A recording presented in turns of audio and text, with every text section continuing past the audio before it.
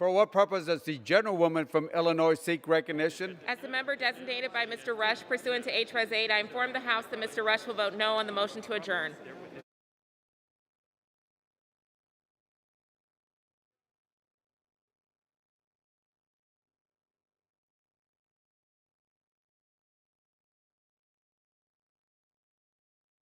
For what purpose does the gentlewoman from Florida seek recognition? Mr. Speaker, as the member designated by Mr. Hastings of Florida pursuant to H-Res 8, I inform the House that Mr. Hastings will vote nay on the motion to adjourn. And Mr. Speaker, as the member designated by Mr. Payne of New Jersey pursuant to H-Res 8, I inform the House that Mr. Payne will also vote nay on the motion to adjourn.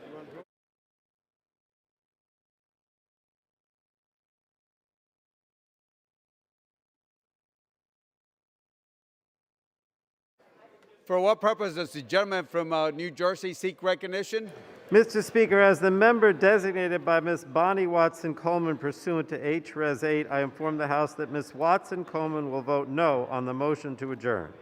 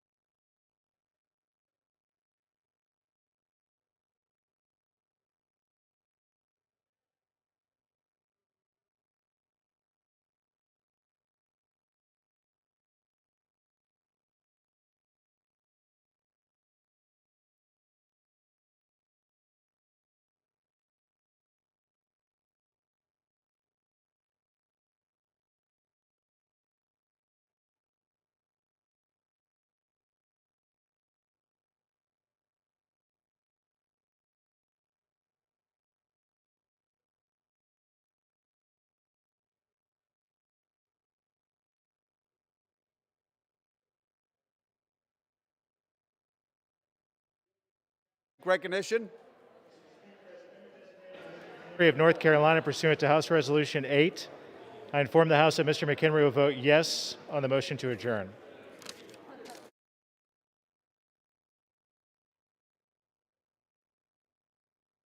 Does the gentleman from Massachusetts seek recognition? Good morning, Mr. Speaker. As the member designated by the Honorable Mr. James Langevin of Rhode Island and pursuant to House Resolution number 8, I'd like to inform the House that Mr. Langevin will vote no on the motion to adjourn. Thank you.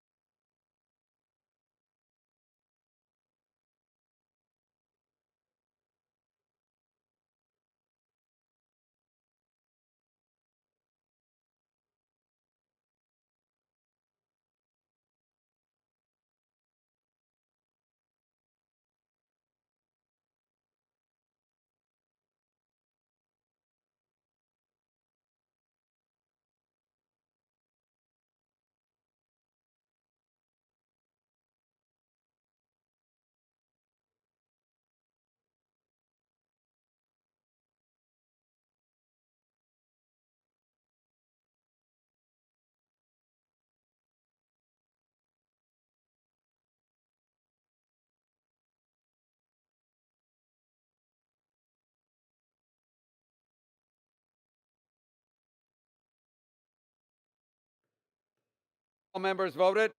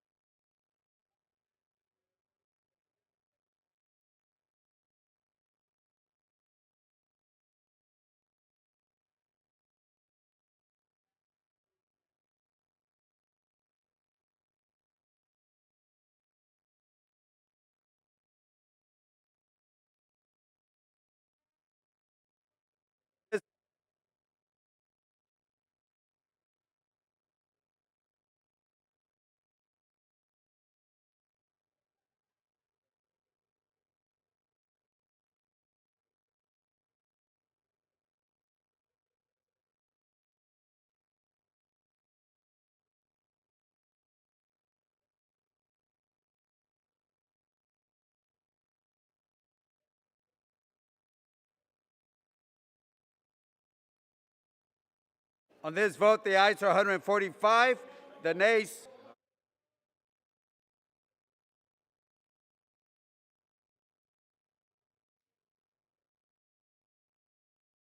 For what purpose does the gentleman from Florida seek recognition? Mr. Speaker, as a member designated by Mr. Stube of Florida pursuant to H.Res. 8, I inform the House that Mr. Stube will vote yes on the motion to adjourn.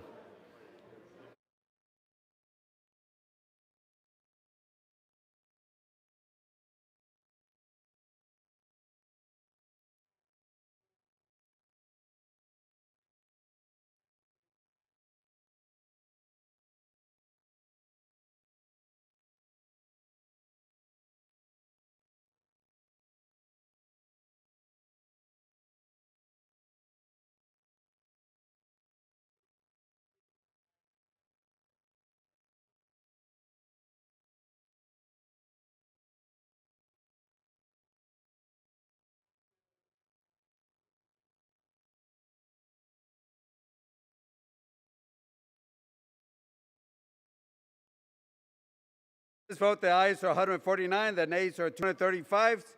The motion is not adopted.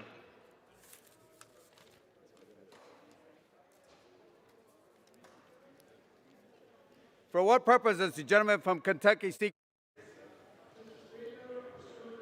Resolution 198, I call up H.R. 1319 with the Senate amendment thereto, and I have a motion at the desk. Suspend.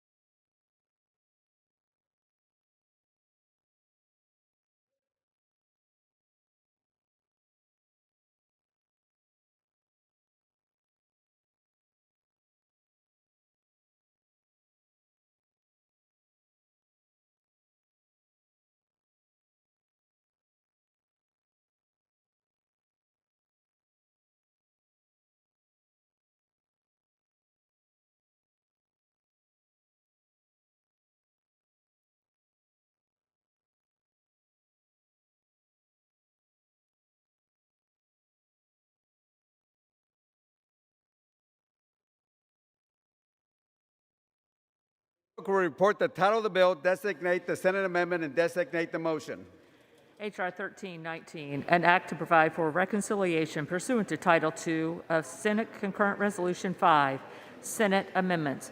Mr. Yarmouth of Kentucky moves that the House concur in the Senate amendment to H.R. 1319. Pursuant to House Resolution 198, the motion shall be debatable for 2 hours, equally divided among and controlled by the chair and the ranking minority member of the Committee on the Budget and the chair and the ranking minority member of the Committee on Ways and Means. The gentleman from Kentucky, Mr. Yarmouth, and the gentleman from Missouri, Mr. Smith, and the gentleman from Massachusetts, Mr. Neal, and the gentleman from Texas, Mr. Brady, each will control 30 minutes. The chair now recognizes the gentleman from Kentucky.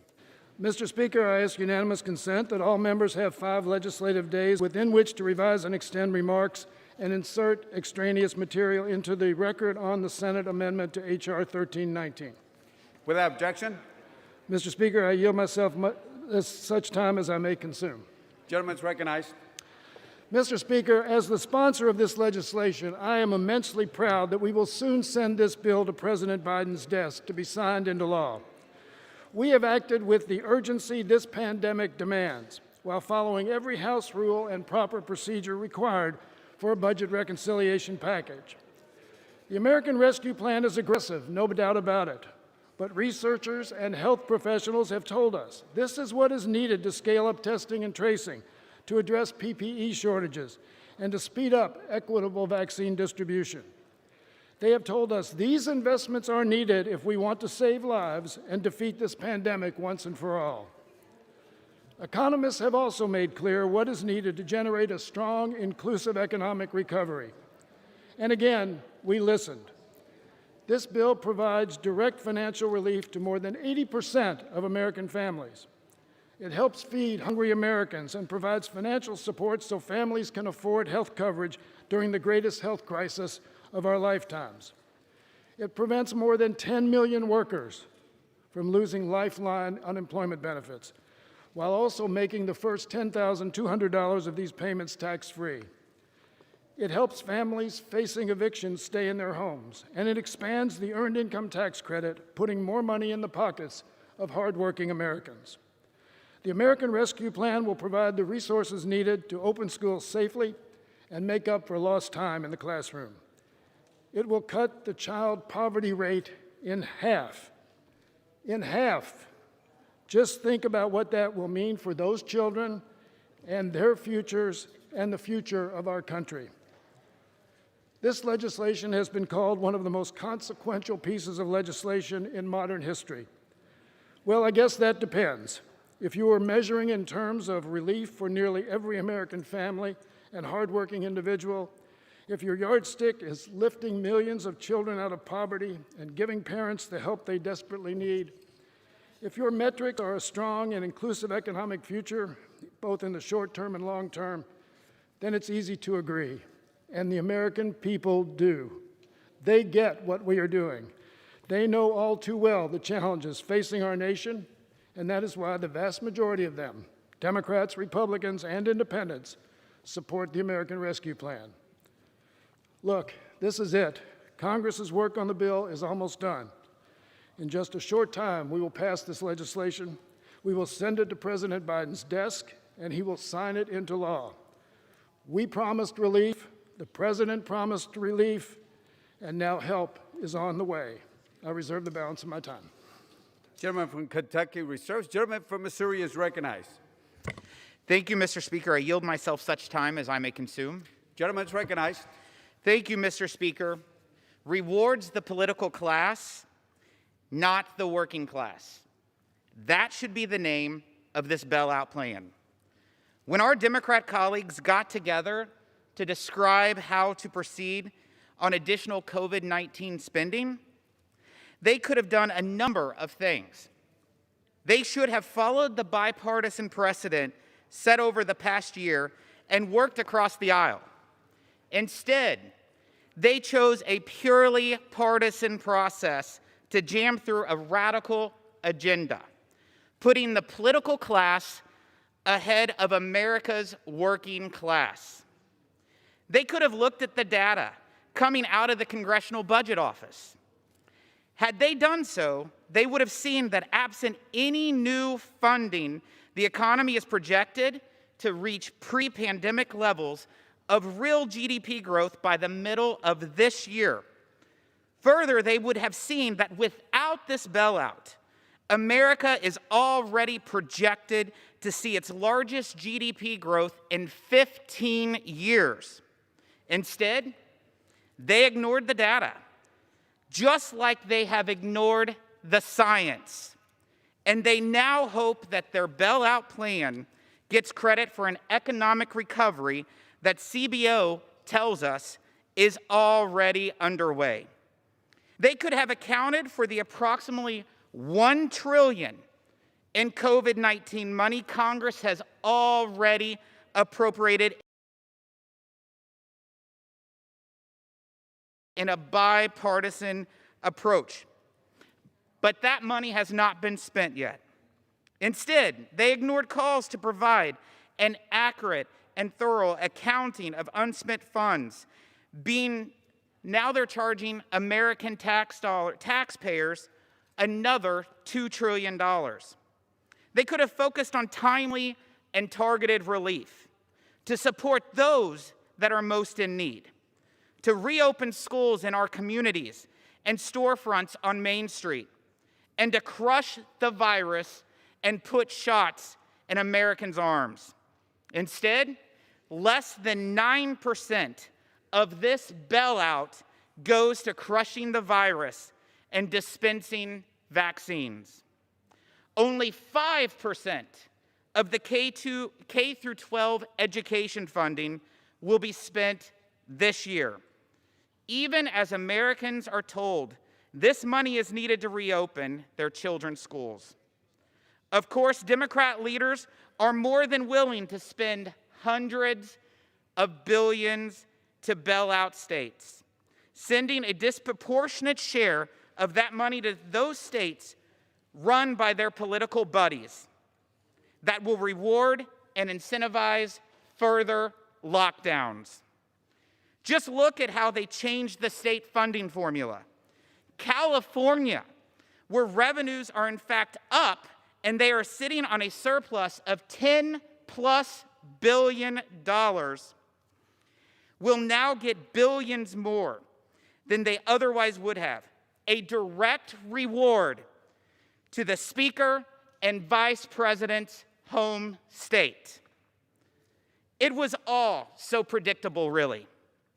From the very beginning of this process, Republicans have been saying that this bailout was never about COVID relief, but rather about Democrats trying to notch some wins for their political base, appease their allies rather than help Americans.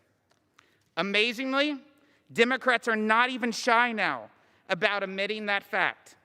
White House Chief of Staff has called this bill the most progressive domestic legislation in a generation. Leader Schumer in the Senate called it one of the most progressive pieces of legislation in decades.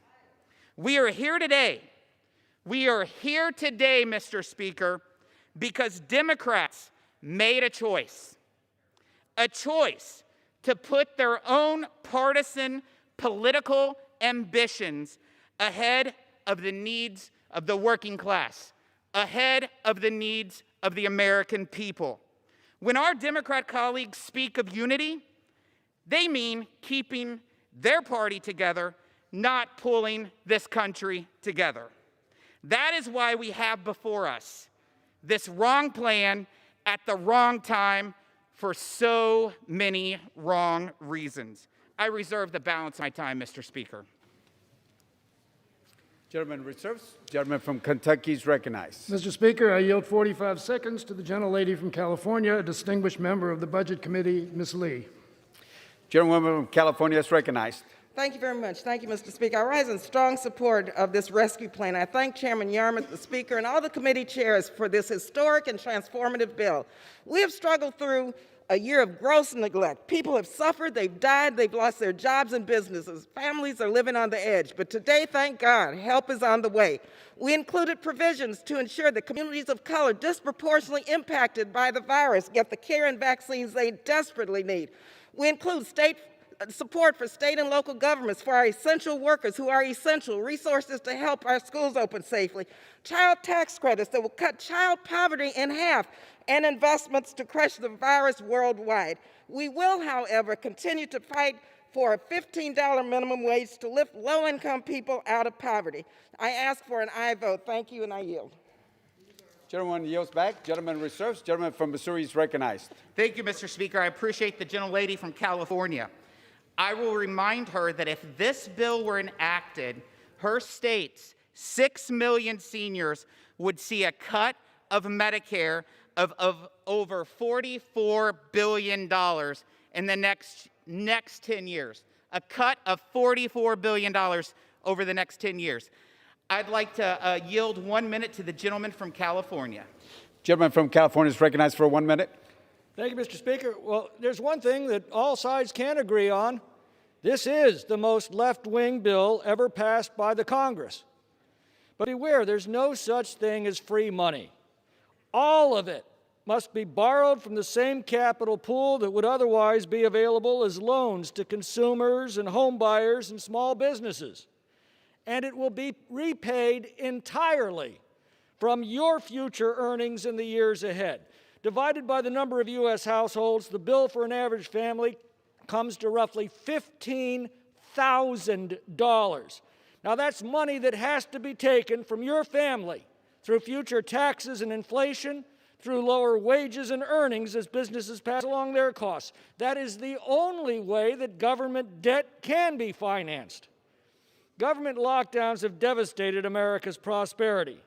The answer is to end the lockdowns, not rob Americans of their futures by crushing their families under debt that will destroy their opportunity, independence, and prosperity in the years ahead.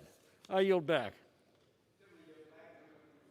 Gentleman from Kentucky is recognized. Mr. Speaker, I now yield 45 seconds to the gentleman from Nevada, the distinguished member of the Budget Committee, Mr. Horsford.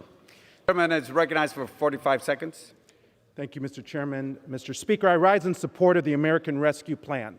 Last year, as the COVID-19 pandemic first spread, I worked across the aisle to pass the CARES Act.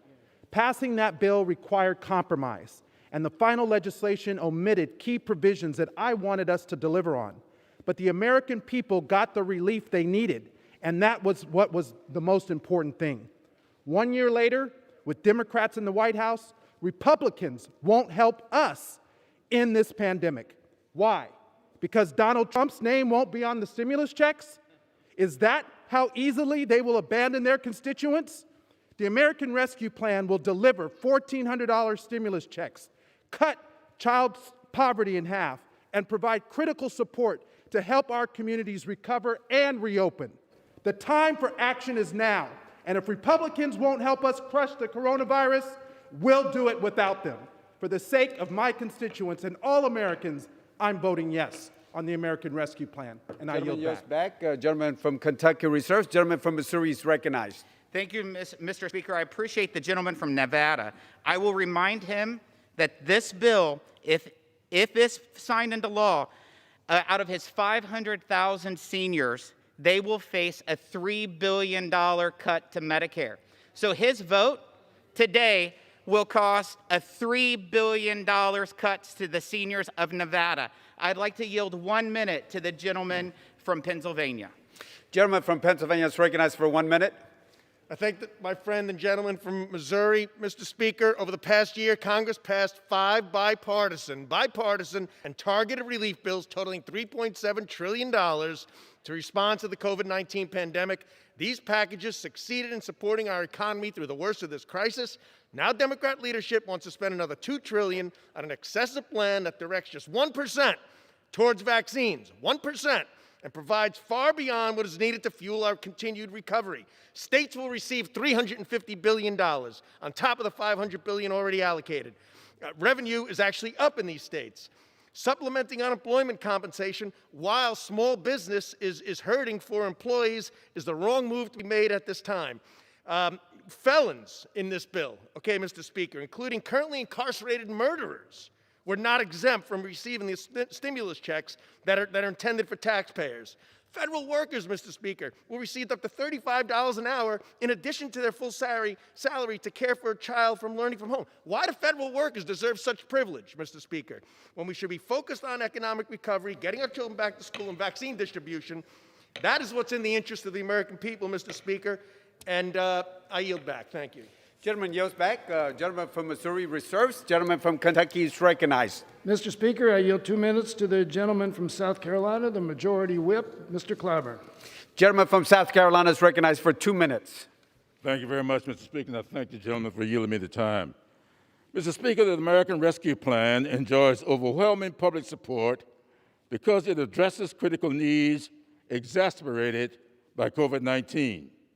It is supported by 75% of the American people, 71% of independents, and 60% of Republicans. This legislation is transformative. It specifically provides $1.6 billion for HBCUs and additional funds through the United States Department of Agriculture, which is now authorized to increase its support of our 1890 land-grant institutions. The Washington Post reports a little-known element of this package would pay billions of dollars to disadvantaged farmers, benefiting black farmers in a way that some experts say no legislation has done since the Civil Rights Act of 1964. The New York Times says researchers predict it could become one of the most effective laws to fight poverty in a generation and would cut the child poverty rate in half. The Associated Press declares several million people stand to save hundreds of dollars in health insurance costs in the biggest expansion of federal health insurance since the Affordable Care Act. I call upon my Republican colleagues to stop their March Madness and show some compassion for their constituents who are less than wealthy. Thank you, and I yield back.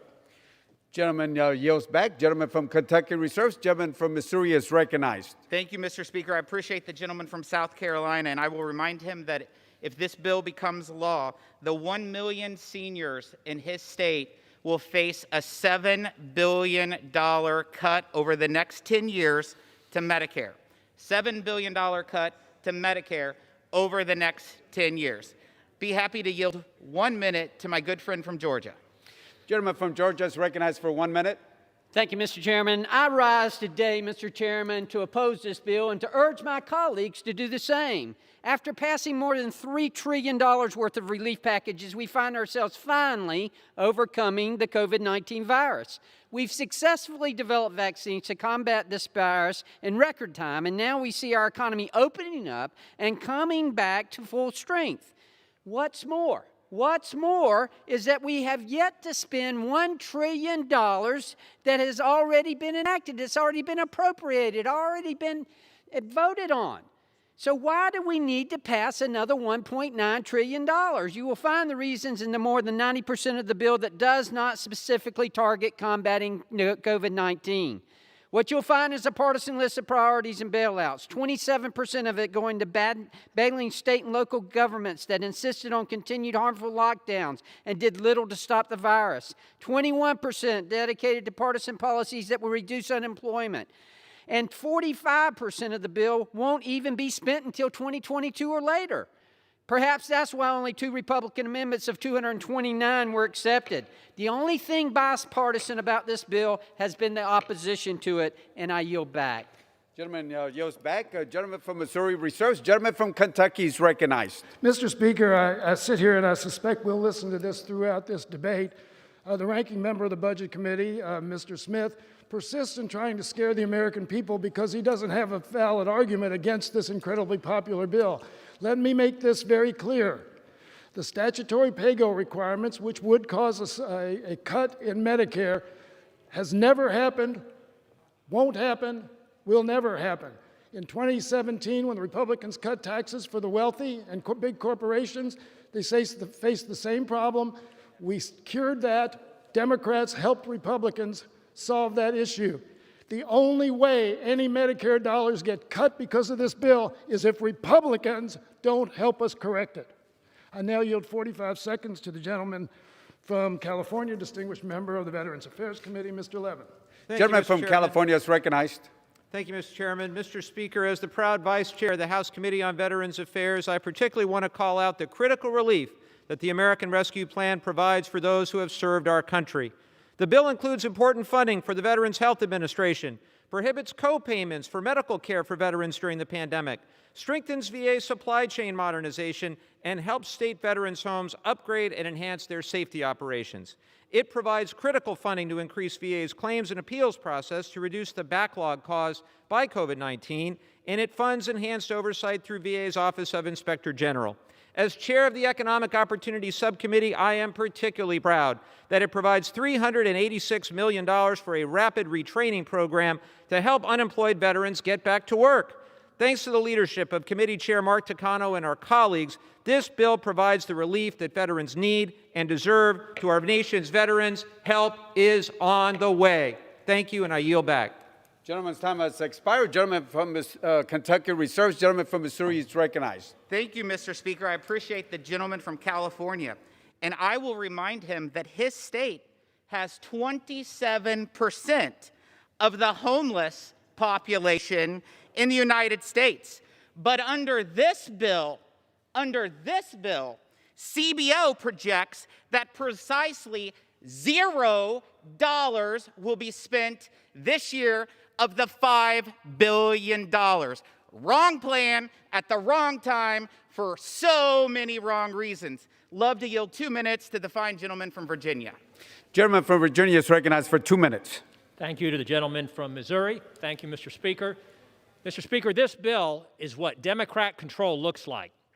At $1.9 trillion, this bill spends an average of $6,000 per American citizen. What would you say to somebody claiming to be a friend who forced you to take out a loan for $6,000 because he might give you $1,400 from a portion of those loan proceeds? Would you consider that a good deal? What if the same friend had already forced you to take out loans totaling $85,000 and you had little to nothing to show for it? That's the average citizen's share of the national debt. This bill takes aggregate so-called COVID relief spending to $6 trillion to alleviate an estimated $300 billion in lost wages. This is 20 times the spending compared to the lost wages. What's next? This is not even the beginning of the end of the Democrats' insatiable desire to spend their citizens into financial ruin. Only 9% of the $1.9 trillion is even related to COVID relief, while 91% is for pet Democrat projects. We have $1 trillion unspent from the previous $4 trillion, and despite the efforts of the Republicans on the Budget Committee begging the president for answers, we can't even get an accounting for that. The bill gives $500 billion in bailouts to failed, poorly run blue state governments who've only lost an estimated $7.6 billion in revenue. The bill does nothing to push the blue states to reopen to even get the bailout money. Those amendments were rejected. At least the House Democrats didn't call us Neanderthals when they voted against reopening. The CDC estimated last spring it would cost $25 billion to reopen the schools, and there was $70 billion already spent in the $4 trillion worth of COVID packages from last year.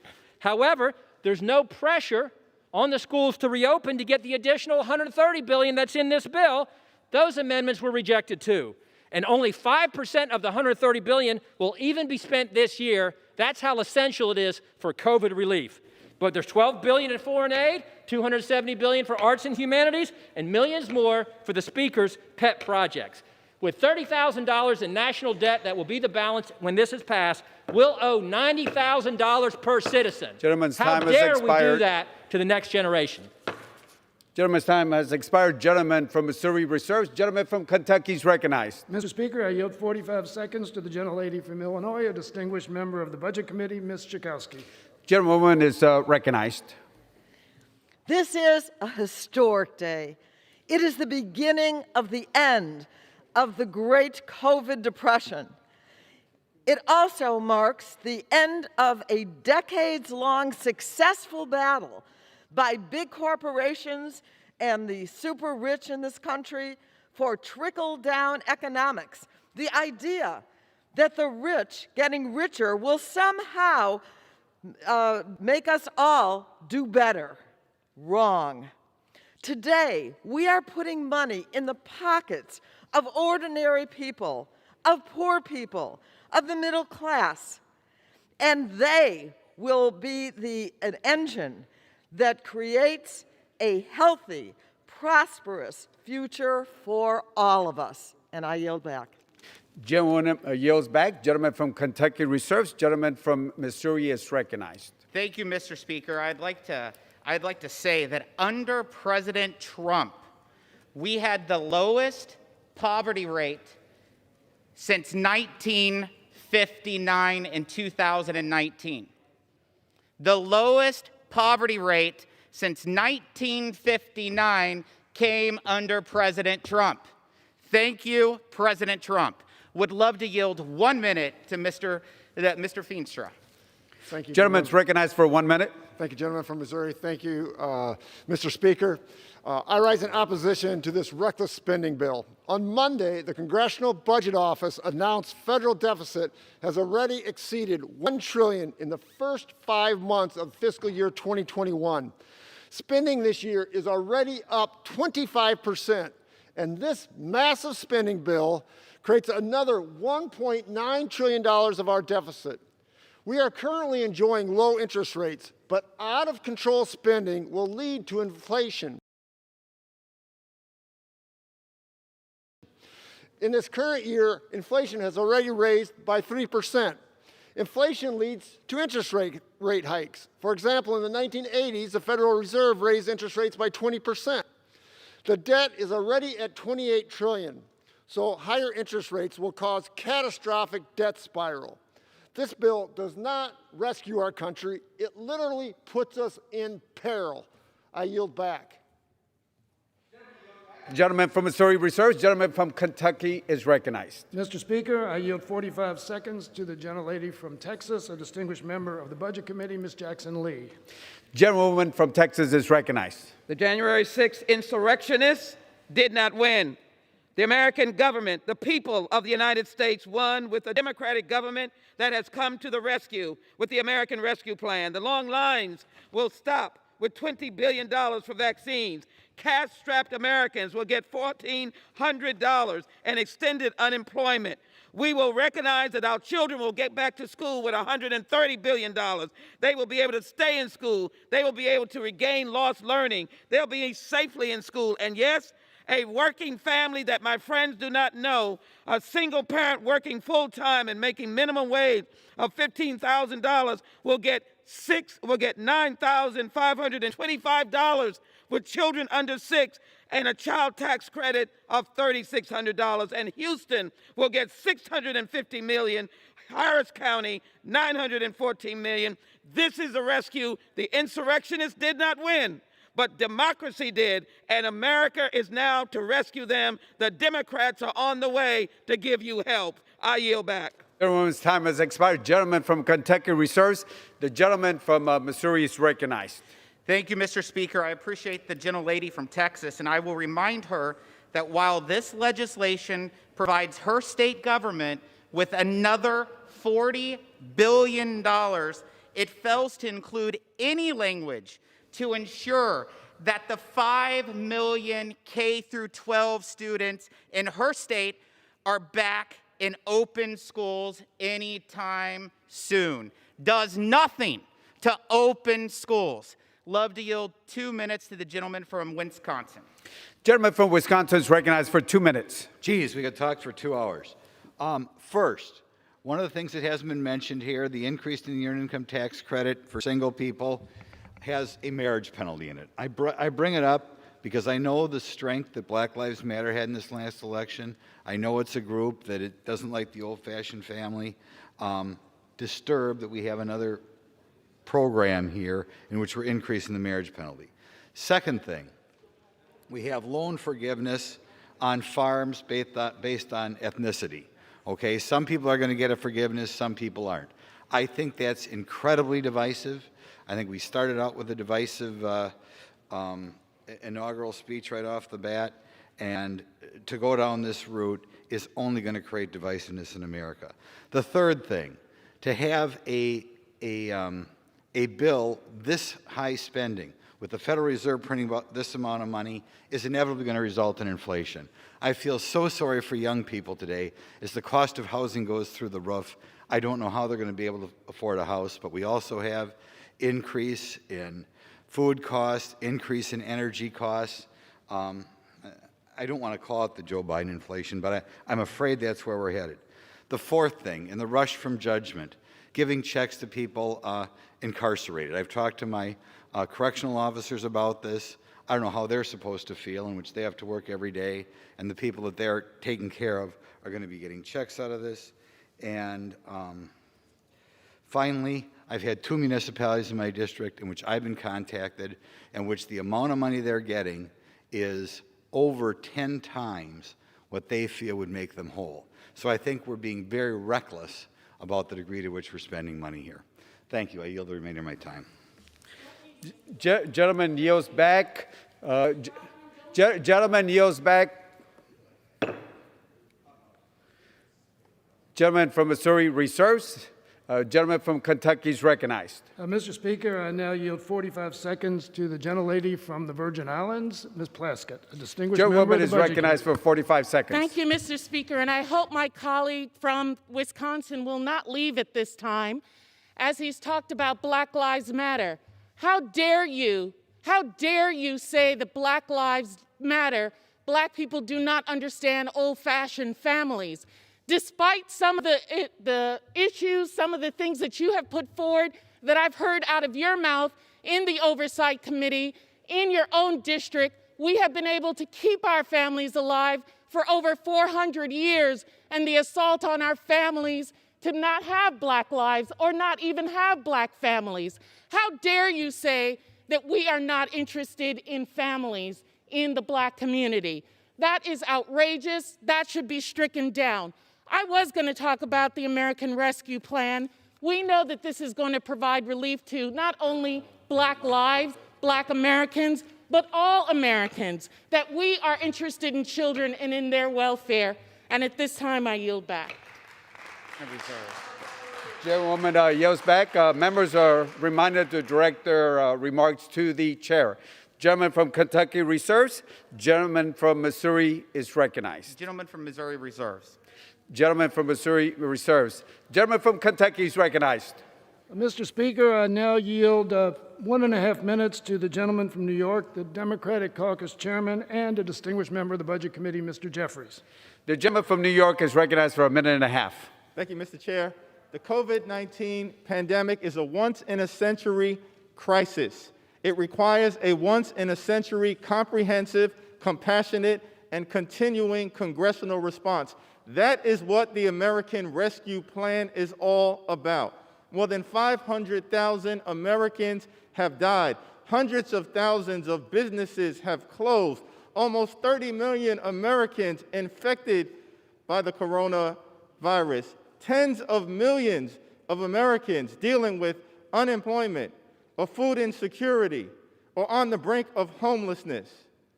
So much pain, suffering, and death, and our Republican colleagues want us to do nothing? What is wrong with you? We are going to act with the fierce urgency of now. We will crush the virus. We will provide direct relief to everyday Americans who are struggling. We will revive the economy. We will send the American Rescue Plan to President Biden's desk. We will build back better for the people. Help is on the way. Gentleman, time has expired. The gentleman from Kentucky reserves. Gentleman from Missouri is recognized. Thank you, Mr. Speaker. I appreciate the gentleman from New York, and I will remind him that with passage of this bill, his state's 3 million seniors could see a cut to Medicare of $27 billion over the next 10 years. And I would also like to remind the Speaker that CBO says that without any additional stimulus, our economy later on in this year will be the highest GDP growth that we have seen in 15 years. So that help of extra government spending is not necessary to bail out your friends and allies who are in the governor's mansion in New York or California. Happy to yield 2 minutes to the fine gentleman from Pennsylvania. The gentleman from Pennsylvania is recognized for 2 minutes. Thank you, Mr. Speaker. I'd like to thank the ranking member for yielding. Previous speaker said Republicans want to do nothing to help, which is false, untrue. Members in this body came together during an unprecedented crisis and passed 5 bills to provide much-needed relief and pave the way to defeat the virus. And I believe that all of us continue to support targeted help for those who need it. But that's not what this bill is. This bill may have made sense a year ago, but why would we print and borrow $2 trillion when we're so close to crushing this virus and returning to a way of life that all Americans sacrificed? Why give $130 billion to schools and not require them to open when the CDC says it's safe, and at a time when so many kids are desperate for personal social interaction? Why provide $350 billion to states that shut down their economies even though their revenues are at record highs? Why send $1,400 checks to individuals when the majority of those receiving the checks never lost any income? People want to get back to work. So why make it harder, as we're doing in this bill, by giving them a bonus to stay home? The answer is this bill is not just about COVID relief. It's about enacting the largest progressive policy wish list of all time. Mr. Speaker, we can do better than this, and the American people deserve better. I yield back my time. Gentleman yields back. Gentleman from Missouri reserves. Gentleman from Kentucky is recognized. Mr. Speaker, I'll remind the gentleman that the push to give $2,000 to every citizen under a certain income level was former President Donald Trump's idea. He campaigned on that. I guess the Republicans have had a change of heart now that it's a different president. I now yield 1.5 minutes to the gentlelady from New York, the distinguished chair of the Oversight and Reform Committee, Ms. Maloney. Gentleman from New York is recognized for 1.5 minutes. Thank you. I strongly support this bill, and the Oversight Committee, which I chair, is responsible for the provisions in this package that provide funding to states, local governments, tribes, and territories. When we began our work, hundreds upon hundreds of community leaders reached out to us asking for help. They told us the relief in this bill would mean recovery instead of recession. Democrats answered that call, and today we are delivering $362 billion in dedicated aid to cities and localities across this nation, and they need it. 1.4 million essential workers have already been laid off due to state and local budget shortfalls that threaten the very fabric of our society. This relief means that our first responders, our teachers, transit, sanitation, everybody that's working, our public servants, continue serving our children, helping our neighborhoods, and protecting our communities as we see the fight against the pandemic through to the end. This bill will provide local governments dedicated support for the first time since the pandemic struck. It can be used for vaccines, increased testing, and countless jobs. Cities across this nation, states have lost billions in expected tax revenue. This bill helps. The Oversight Committee also delivered a provision providing emergency paid leave for federal employees to prevent the spread of the virus, as well as critical oversight provisions to ensure transparency of this full $1.9 trillion package. The American Rescue Plan will rebuild our pandemic-torn nation from the ground up and stronger than ever. Everybody should vote for this bill. Gentlewoman's time has expired. Gentleman from Kentucky reserves. Gentleman from Missouri is recognized. Thank you, Mr. Speaker. I appreciate the lady from New York, and I would like to remind her that in her home state, she has 16% of the country's homeless population in the United States. But under this bailout, CBO projects that precisely $0 of the $5 billion that is in this bill will go to help the homeless population this coming year. With that said, I'm happy to yield 1 minute to the leader of the Working Class Party, Mr. McCarthy. Gentleman from California, for 1 minute. Thank you, Mr. Speaker. Before I begin, I want to thank Congressman Jason Smith for his work as the ranking Republican on budget. Mr. Speaker, I know the Democrats in the House are excited because all their work has even transpired all the way to Nevada, because now the Socialist Democratic wing of the party has taken over there as well. From H.R. 1 to voting to defund the police, House Democrats have abandoned any pretense of unity. They passed 3 major bills in 1 month with 0 bipartisan support. Today, they plan to pass another. Like the others, it represents a missed opportunity for Congress to focus on the real needs of the American people. At $1.9 trillion in new spending, the so-called American Rescue Plan is the most expensive single bill in American history. Let's put that number in context, Mr. Speaker. If you put it in today's numbers, World War II cost our government $4.8 trillion. But if we pass this bill, our country's total COVID relief spending will now total $5.5 trillion. This so-called relief bill will end up costing every hardworking taxpayer in America more than $5,000 each. You send the government your tax dollars, but you only get a fraction of what you pay for at the very best.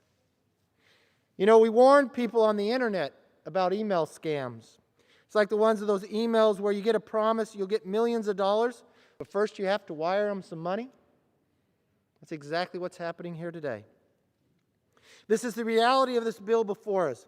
It showers money on special interests, but spends less than 9% on actually defeating the virus.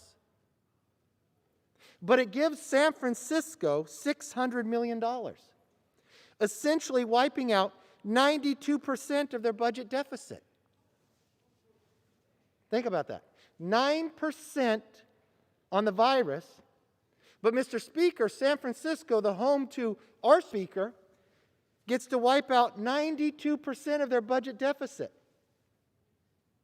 Where does that money come from? Well, every American is now going to pay more than $5,000 so we can send it to San Francisco and give them 92% of their budget deficit. Interesting how socialism works.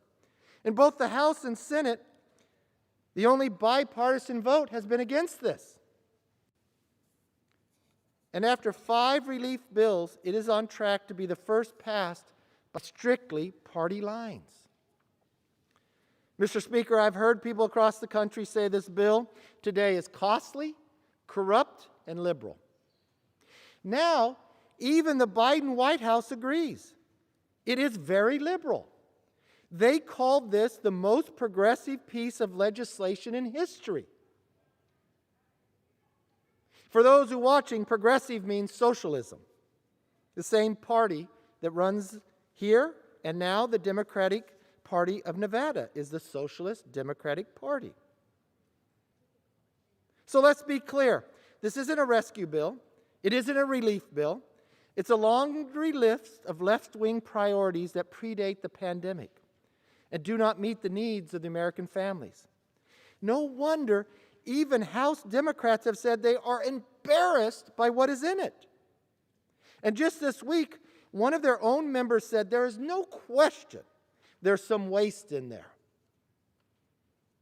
But they'll still vote for it anyways. In fact, if you are a member of the swamp, you do pretty well under this bill. But for the American people, it means serious problems immediately on the horizon. Consider this. Mr. Speaker, every person, and it will only be Democrats who vote for this, will cause a $36 billion cuts in Medicare starting this year. So what they choose to do is cut Medicare to those who need it and send $600 million to San Francisco to pay for 92% of their budget deficit. Or consider K through 12 education. Democrats say they need $130 billion to reopen schools. But their bill only allocates $6 billion to help schools this fiscal year. 2/3 of the total funding for education won't even be spent until 2023 or later. But don't worry, San Francisco will get their money now. The schools need to wait. You have priorities. Do Democrats expect schools to reopen 2 years from now? I guess that's what they're saying with this bill. They have no plan to get children back in the classroom full time. This week marks the 1-year anniversary of school districts across the country switching to school behind a screen.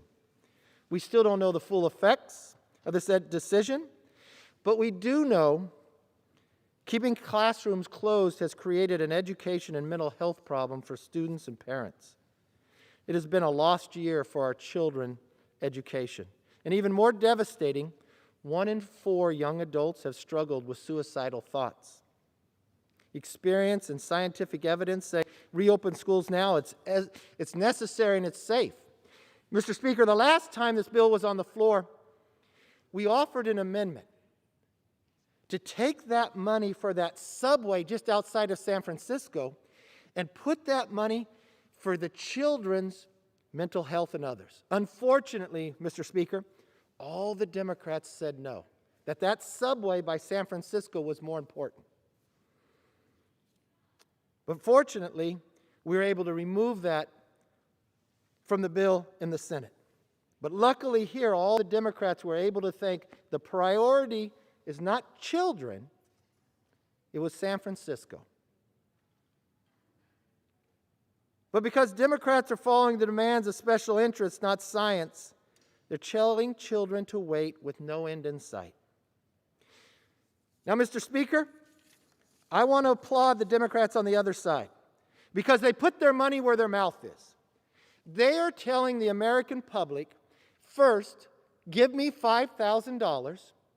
I know you have to work harder, but what I'm going to do, because this is how socialism works, the Democrats are now going to decide who should get that money. And you know what? At least they give it to the people they respect the most. So let's go through this.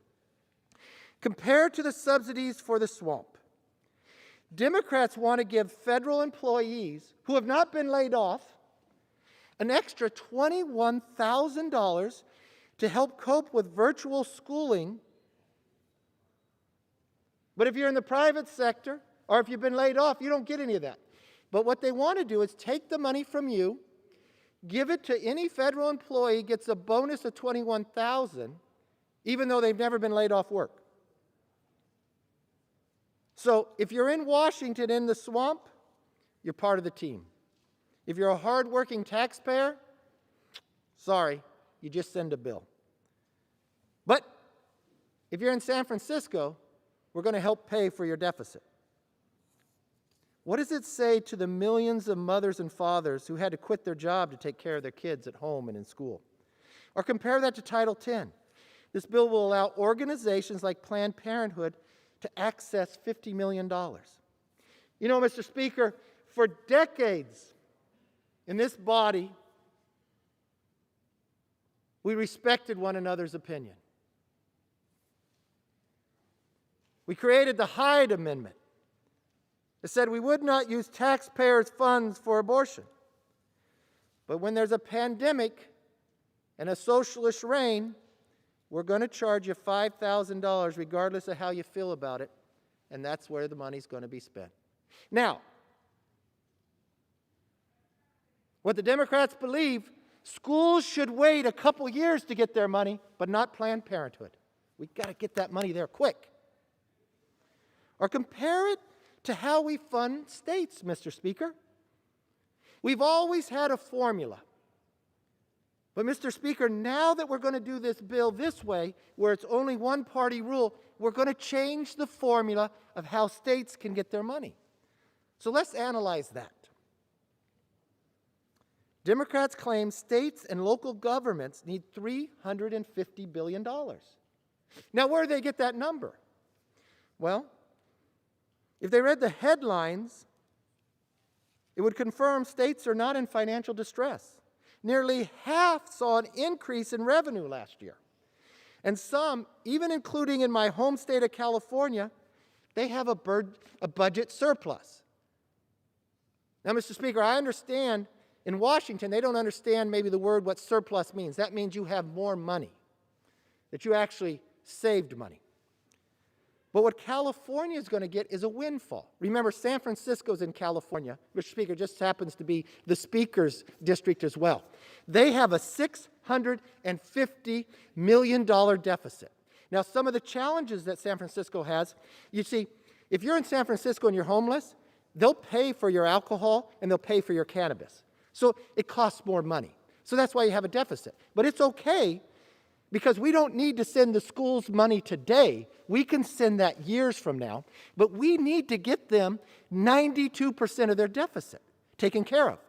Now, we have a pandemic going on, and we're going to spend $1.9 trillion, but only 9% of that needs to go to COVID, because San Francisco needs a lot of money. So what they have done now is they reward bad behavior. As for the few places that are facing shortfalls, they're actually punishing states that did it right. American taxpayers didn't vote for this, but thanks to the blue state payout, they are. The bill rewards bad behavior. Now, President Biden, he hasn't had a press conference, but he did say one time, and someone picked it up, "Show me what to cut." Well, the Senate actually cut tens of billions in spending from the Biden bill that the House passed. Now, I feel bad, Mr. Speaker, because Speaker Pelosi at first had like $112 million for that really important COVID subway just outside of San Francisco. Now, before that bill was able to get to the floor and the public found out about it, I guess it got good press because they added more money to it. It got to $140 million. Now, when it came to the floor here, there was a group of people, well, Mr. Speaker, let's just say who it was, the Republicans. They thought a better priority was to spend that $140 million for children with mental health. Because we've watched study after study of children being left out of school, suicide, obesity. What about those children who have parents who don't work for the federal government? They don't get a bonus. And some of those parents had to quit their job to care for their children. So we thought, I know it's a small amount compared to $1.9 trillion, we thought, wouldn't that be a better use of the money? So we offered that on this floor, Mr. Speaker. But unfortunately, Mr. Speaker, the Democrats said no to that this subway was more important than the children. Well, luckily, on the Senate side, they took that out. Whoa! Mr. Speaker, the American public thought for one moment, maybe the price could get a little lower that the American public would have to pay, not $5,000 a person. Maybe they saved a little money. No, no, no, no, no. You see, Mr. Speaker, the Democrats are in charge of the Senate too. So they now decided, since they couldn't build the subway, they would just plus that money up. So where did they spend it? Well, Mr. Speaker, you got to give them credit. They took the same advice that the Democrats in the House had. You see, they added an extra $25,000 bonus for state employees. Let's just not reward the employees of the federal government that haven't been laid off. Let's reward the state employees who haven't been laid off. They get $25,000 bonus. Isn't that amazing? I guess the money, I wonder where it comes from. Oh yes, Mr. Speaker, it comes from the American people, the hardworking taxpayers. You see, they all need to send the government $5,000 so you can decide where to spend it. And if you're part of the swamp, pretty good reward, $25,000. And then they added $15 billion for taxpayer-funded health care subsidies that illegal immigrants are able and eligible for. Now, Mr. Speaker, you know this, Mr. Speaker, based upon your district and others. You know what's happening down on the border. President Biden has created a new border crisis. There's more people able to come in, not being tested with COVID, but lo and behold, they are now going to get subsidized health care. Luckily, we could spend more money on that, Mr. Speaker. There's probably much more coming now with the Biden border crisis. But will this help the people get back to work? Nope. Will this help students get back in the classroom? Nope. But will it help vaccines get to those who want it? Nope. But will it help take care of 92% of San Francisco's budget deficit? Oh, yes, it will.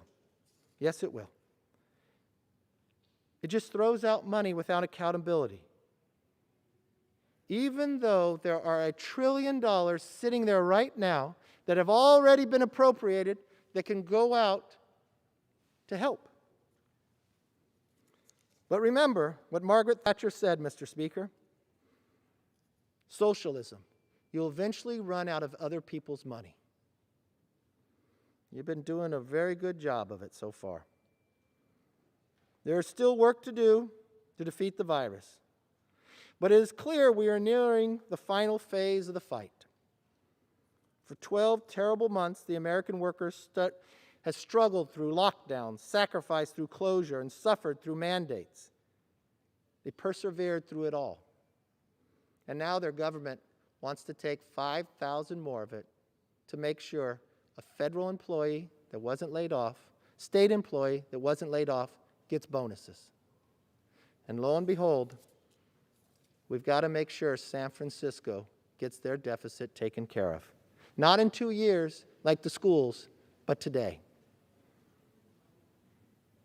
President Trump, Operation Warp Speed, previous bipartisan efforts in Congress, and the American people worked tirelessly towards that outcome. President Biden was set up for success, both economically and with vaccines. But in that short amount of time, what have, Mr. Speaker, they've been able to accomplish down at the administration? They raised our gasoline price, so not only are you asking them to pay for this bill, you're taking more out of their pocket, and at the same time, by a stroke of a pen, he laid off millions of those workers. Mr. Speaker, I know this for sure. I know where you serve, and I know your passion for serving. I know the people in your district that are getting laid off for the XL pipeline. I know that wasn't your wish. It's harder to pay a bigger tax bill when you don't have a job. It's even worse when that job was taken away by your president. It's even worse when you go out to look for a new job and that same president has changed the policy along the border, and now you're competing with people who are not even Americans, and they're getting subsidized health care because of this bill. Mr. Speaker, I believe the American public wants something different.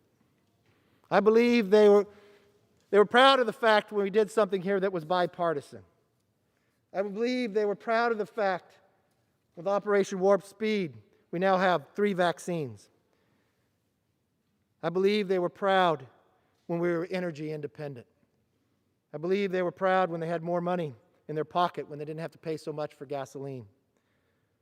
But Mr. Speaker, socialism has destroyed many countries. I just watched Venezuela offer new currency. What was it, $1 billion is worth 50 cents today. How did it all start? I've watched socialism grow in this country. I watched it grow in this body. I see within your own party, you no longer even fear to say that you're Democrats anymore, Mr. Speaker. You're socialist Democrats. That's the lead of the Democratic Party. Mr. Speaker, the chairman of the Senate Budget Committee isn't even registered as a Democrat. So why would you think what would be produced? Mr. Speaker, whoever votes for this bill, I want you to look the people in the eye. I want you to think about that hardworking taxpayer. I want you to explain to them why only 9% goes to defeat COVID. Why do they have to give $5,000 and you redistribute it to people who weren't even laid off? You give bonuses to the things you care most about. Mr. Speaker, I've heard our speaker say many times, where you spend your money shows your values. Well, she does represent San Francisco, Mr. Speaker, but we don't. 92% of the budget deficit of San Francisco is going to be paid with this bill. But for that parent out there who is struggling, that for the last year, that has had to be the teacher, the tutor, the coach, the music instructor, the recess participant? Help is not on the way. Help is not on the way. For those who've studied government and always thought working something bipartisan would be positive, that's no longer the case. For those who thought they could have a fair debate on a floor, they take away even the offer to have an amendment. And when we do, and we prioritize the children of this nation over a subway in a district not far from our speaker, the majority party walks in line. Mr. Speaker, we are so much better than this. We proved it 5 other times.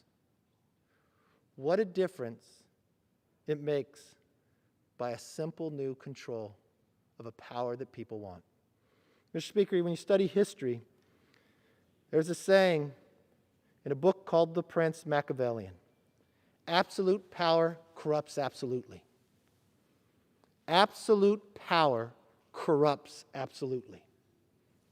The first indication to know if it happens, take a look at the vote. There'll be a bipartisan vote against this bill. You could wave to me, it's okay. I want you to wave to the American public when they have to wave away $5,000. So a federal employee that never been laid off gets a $21,000 to deal with their children being at home. Who's going to represent them? Who's going to be their voice?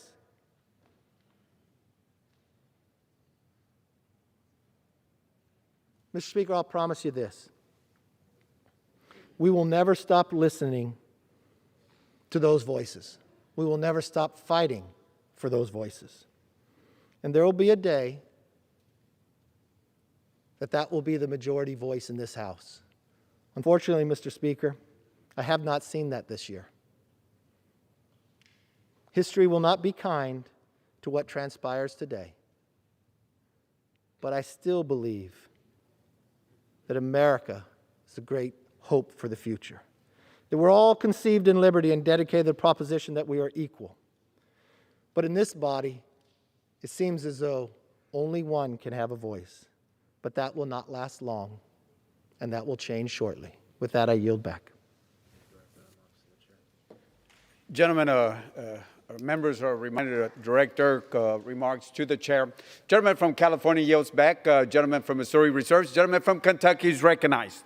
Mr. Speaker, we've just listened to a repetitive recitation of all the arguments we've heard against the American Rescue Plan for the last 6 weeks or so, and they consist essentially of scare tactics, misinformation, and then calling everything socialism. You know, if Democrats had a potluck picnic, the Republicans would call it socialism. What we say is this is a bill that responds uniquely to a unique national crisis, and it does it in a way that the American people believe is the right way. So I respond to the minority leader by saying, a poll just this morning, 75% of them, the American people, support the American Rescue Plan. Only 18% oppose it. 59% of Republicans support the American Rescue Plan. So despite his attempts to divide this country and to demonize the Speaker and others, the American people understand that this is the appropriate step to take at the appropriate time. I now yield 45 seconds to the gentlelady from California, distinguished member of the Budget Committee, Ms. Chu. Gentlewoman from California is recognized for 45 seconds. Every day, constituents in my district are asking when the $1,400 survival checks are coming and when they can get help with their rent so that they don't become homeless. They are suffering and they need help now. The American Rescue Plan is a real plan to crush the virus by speeding vaccine distribution and increasing access to health care. This will not only mean safer families, but also safer classrooms for teachers and students. It means a continuation of $300 a week checks in unemployment insurance, and it supports our businesses so they don't close. With over 500,000 dead, we need a way to end this crisis and help our people. That is exactly what today's bill will do. I strongly urge a yes vote. Gentlewoman from California yields back. Gentleman from Kentucky reserves. Gentleman from Missouri is recognized. Thank you, Mr. Speaker. I yield 4 minutes to the Republican whip, Mr. Scalise. Gentleman from Louisiana is recognized for 4 minutes. Thank you, Mr. Speaker. Thank my friend from Missouri for yielding. Mr. Speaker, I rise in strong opposition to this massive non-COVID spending bill. And if you look over the last year during this pandemic, Congress has come together many times in a bipartisan way to go and specifically help families who are struggling, to help small businesses who are hanging on by a thread, to try to put more money into finding a vaccine. Mr. Speaker, we were successful in those initiatives.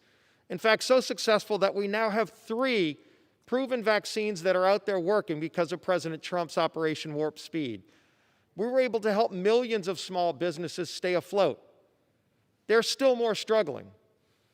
Many cases in states who are mismanaging this, you're seeing a disparate impact. But Mr. Speaker, instead of working with Republicans and Democrats, President Biden tried this go-it-alone approach to allow Speaker Pelosi to write a bill behind closed doors, bring the bill forward, not allowing a single Democrat to file an amendment on a $1.9 trillion spending bill in the House.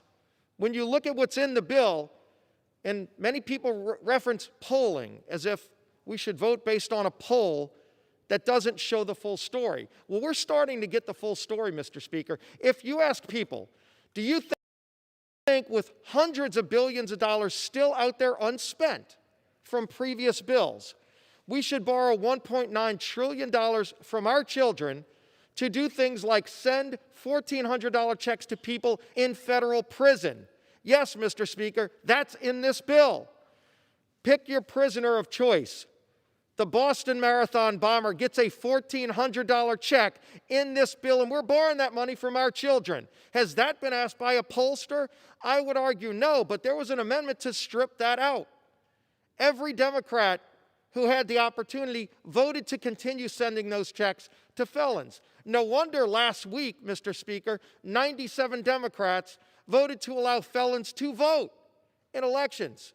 Luckily, that amendment barely failed. But, Mr. Speaker, look at what's in this bill. Is there any money in this bill, by the way, to specifically open our schools? Unfortunately, the answer to that is no. We had an amendment to require that if you're going to give hundreds of billions of new money to schools, shouldn't it at least be used to open those schools? The science says to open schools. The union bosses say no. You look at what's in this bill, you look at what's not in this bill. This should be a targeted relief bill, but instead, this is an attempt by Speaker Pelosi to further promote her socialist agenda. 95% of the money in this bill for schools can't even be spent this year. So this bill actually keeps schools closed longer. And think about that juxtaposition, Mr. Speaker. President Biden has created a crisis at America's border. President Biden said America's border is open, but in this bill, he keeps schools closed. How does that make any sense, Mr. Speaker? Again, you go through this bill, they actually inserted language in this bill by dark of night, and I'm sure it's never been polled, but in this bill, it bans states from cutting taxes. If anyone can explain to me how that has anything to do with COVID, you look at a state like New York, who is losing hundreds of thousands of people from gross mismanagement by their governor and because of high taxes, to states like Florida who have no income tax. And if the state of New York in this bill tries to fix the problems they've created with high taxes by trying to bring their state in line, they actually get penalized in this bill for cutting taxes. This has nothing to do with COVID. We should work together on something that helps families get through this, helps get more vaccines in arms, helps open up our schools. This is a failed socialist approach. I urge rejection, and I yield back the balance of my time. Gentleman yields back the balance of his time. Gentleman from Missouri reserves. Gentleman from Kentucky is recognized. Mr. Speaker, may I inquire as to how much time remains on both sides? Gentleman has, from Kentucky, has 14 1/4 minutes remaining. Gentleman from Missouri has 6 minutes remaining. Thank you very much, Mr. Speaker. Mr. Speaker, I now yield 1.5 minutes to the gentleman from Virginia, the distinguished chairman of the Education and Labor Committee, and also a member of the Budget Committee, Mr. Scott. Gentleman from Virginia is recognized. Thank you, Mr. Speaker. I rise in support of the American Rescue Plan Act. Passing this plan will give schools the resources they need to comply with the CDC guidelines to reopen safely and to remain open, and resources needed to make up for lost time in the classroom. Passing this plan will help institutions of higher education weather this pandemic and provide urgent financial assistance to their students. It will help child care providers to keep their doors open so working parents can rejoin the workforce. Passing this plan will prevent more than 1 million retirees from losing their hard-earned pensions and avert an economic calamity that will destroy countless businesses and cost taxpayers at least $170 billion. Passing this rescue plan will also improve access to affordable health care during the pandemic, and it will cut child poverty about in half. And passing this plan will protect vulnerable Americans across the country, including families facing financial hardship, older Americans trying to stay safe, and survivors of domestic and gender-based violence. Mr. Speaker, the American people have been calling on us to deliver relief and to defeat the COVID-19 pandemic. Today, we come together to send a resounding message that help is on the way. I urge my colleagues to support the American Rescue Act, and I yield back the balance of my time. Gentleman yields back. Gentleman from Kentucky reserves. Gentleman from Missouri is recognized. Mr. Speaker, I reserve. Gentleman reserves. Gentleman from Kentucky is recognized. Mr. Speaker, I yield 45 seconds to the gentleman from Pennsylvania, a distinguished member of the Budget Committee, Mr. Boyle. Gentleman is from Pennsylvania is recognized for 45 seconds. Mr. Speaker, this is a historic day. Among other things, today in this bill, we will be voting to cut child poverty by 50% in the United States of America. That's just one reason why this is the most popular economic rescue plan in my lifetime. I have voted for this bill 3 times already. The only thing better is getting to vote for it a 4th time. To the American people, help is finally on the way. I yield back. Gentleman yields back. Gentleman from Kentucky reserves. Gentleman from Missouri is recognized. Thank you, Mr. Speaker. I just want to make sure this chamber may have not heard, but under the leadership of President Trump, in 2019, we hit the lowest poverty ever. Lowest poverty. So thank you, President Trump. I reserve. Gentleman reserves. Gentleman from Kentucky is recognized. Mr. Speaker, I now yield 1.5 minutes to the gentlelady from California, the distinguished chair of the Financial Services Committee, Ms. Waters. Gentlewoman from California is recognized for 1.5 minutes. Thank you so very much, Mr. Speaker and members. I would like to thank President Biden and all of the Democratic leadership for this wonderful, historic piece of legislation that we're voting on here today. This indeed responds to the needs of the American people during this pandemic. This is why I came to Congress to do this kind of work.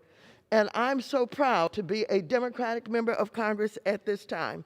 I want you to know that this bill not only supports education, gives stimulus checks to put food on the table, unemployment assistance, small businesses will be able to reopen and to stay open, and then everybody will have access to the vaccines that will be made available because of this bill.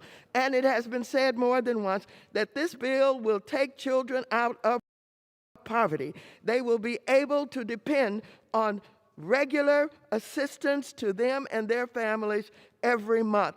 I'm so pleased that as the chair of the Financial Services Committee, I had in my jurisdiction $77 billion to deal with some very critical issues.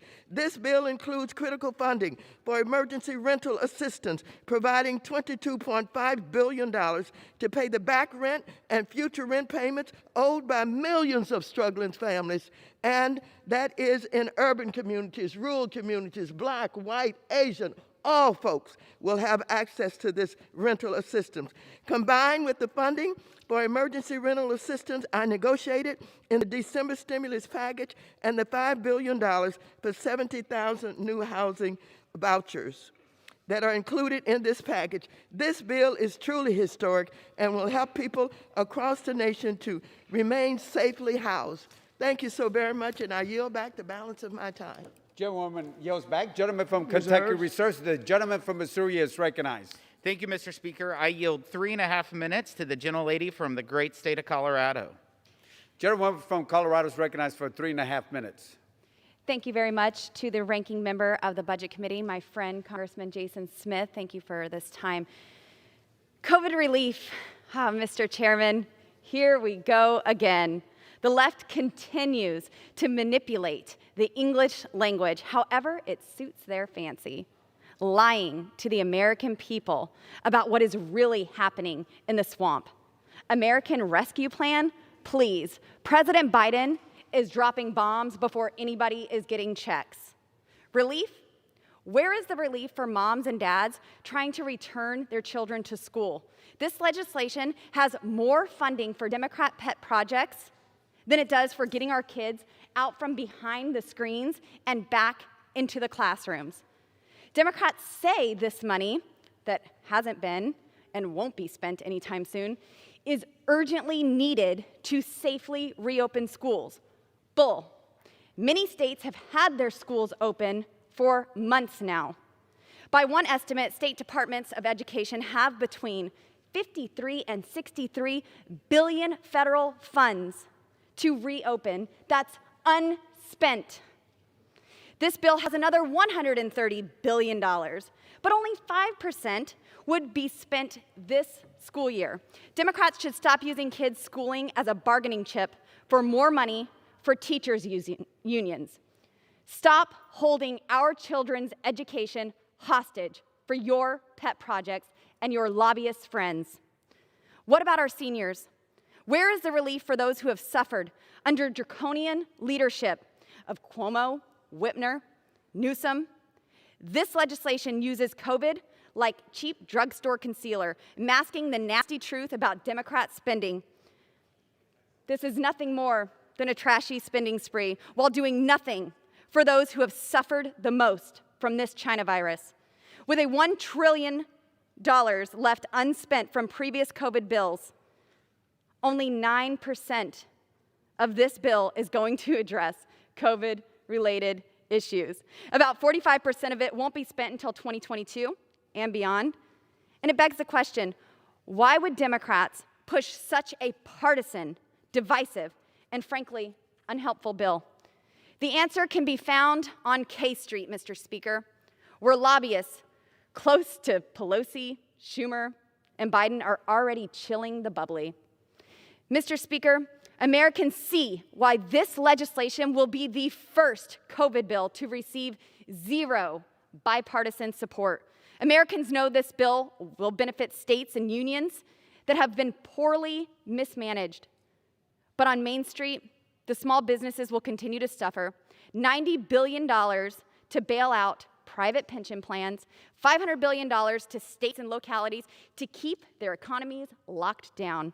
Less than 9% of this $1.9 trillion goes to something COVID-related. Meanwhile, Planned Parenthood gets funding, pensions get bailed out, and San Francisco's balance sheets goes from red to black. I've said it before and I'll say it again. Planned Parenthood can go fund themselves. If conservatives were in charge, you would see a limited, targeted relief plan while enabling businesses and schools to remain open and reigniting our economy. Look at businesses and schools, look at Florida and Texas who have led the way. Never forget, these jobs are essential, and the best stimulus package is to reopen. And with that, I yield. Thank you. Gentlewoman yields back. Gentleman from Missouri reserves. Gentleman from Kentucky is recognized. Mr. Speaker, I now yield 45 seconds to the gentlelady from Virginia, a distinguished member of the Budget Committee, Ms. Wexton. Gentlewoman from Virginia is recognized for 45 seconds. Mr. Speaker, we all want to get out of this pandemic and back to normal. We want to ensure that our kids can learn safely in their classrooms. We want to get more shots into arms. We want to put money directly into the pockets of Americans in need. And we want to restore jobs in our communities. We have to take action now, and the American Rescue Plan is the best way forward.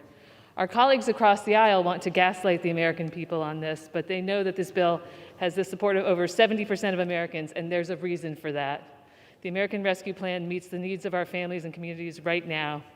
With this bill, we will finally put this pandemic behind us. We will cut child poverty in half. We will deliver transformative tax cuts for our families, especially working moms. This is a great day because help is on the way. And I yield back. Gentlewoman yields back. The gentleman from Kentucky reserves. The Reserve. gentleman from Missouri is recognized. I reserve. Gentleman reserves. Gentleman from Kentucky. Mr. Speaker, I now yield 45 seconds to the distinguished gentleman from Texas, a member of the Budget Committee, Mr. Doggett.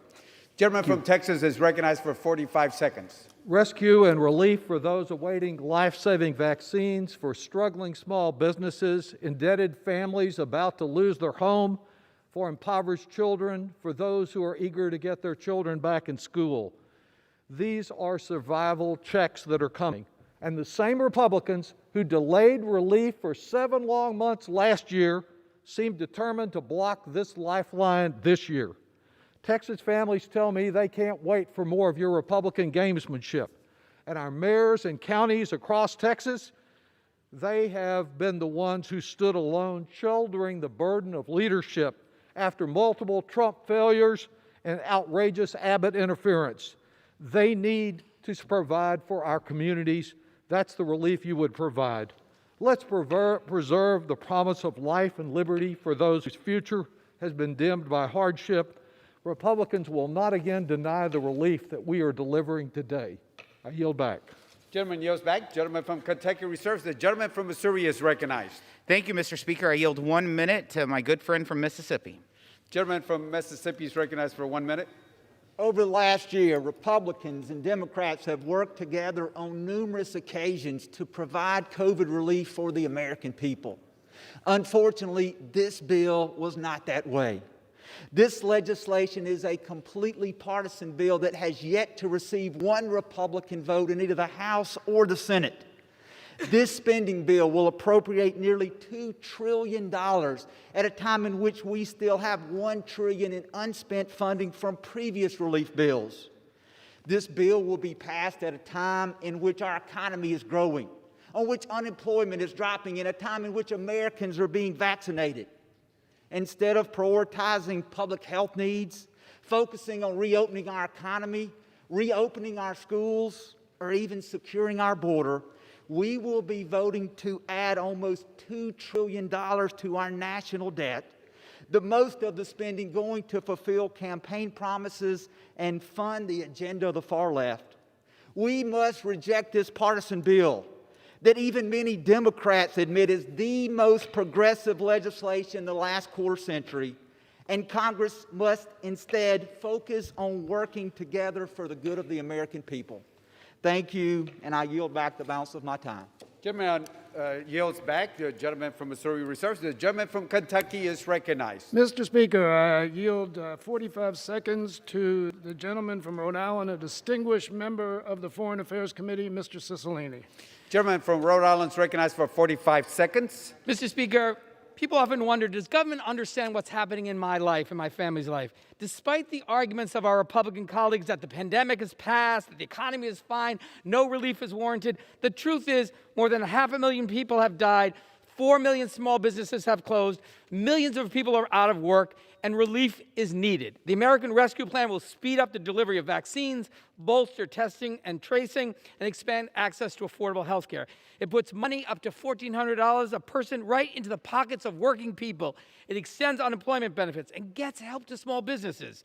Today, with President Biden in the White House and Democrats in control of Congress, we can tell the American people help is on the way. And to listen to my friends on the other side of the aisle, you wonder, where do they live? Because according to them, all this has been resolved. The pandemic is gone. People are back to work. The economy's recovered. That's not reality. This bill will provide desperately needed relief to those we serve. I urge everyone to support the American Rescue Plan, and I yield back. Gentleman yields back. The gentleman from Kentucky reserves. Gentleman from Missouri? Reserves? Reserves. Yeah. Gentleman reserves. Gentleman from Kentucky is recognized. Mr. Speaker, I now yield 45 seconds to the gentleman from Michigan, a distinguished member of the Budget Committee, Mr. Kildee. Gentleman from Michigan is recognized for 45 seconds. Thank you, Mr. Speaker, and I thank my friend, the chairman of the Budget Committee, for yielding.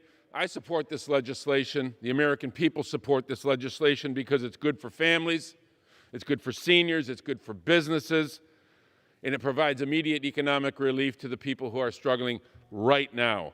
$2,000 to every American, supported by Democrats and Republicans.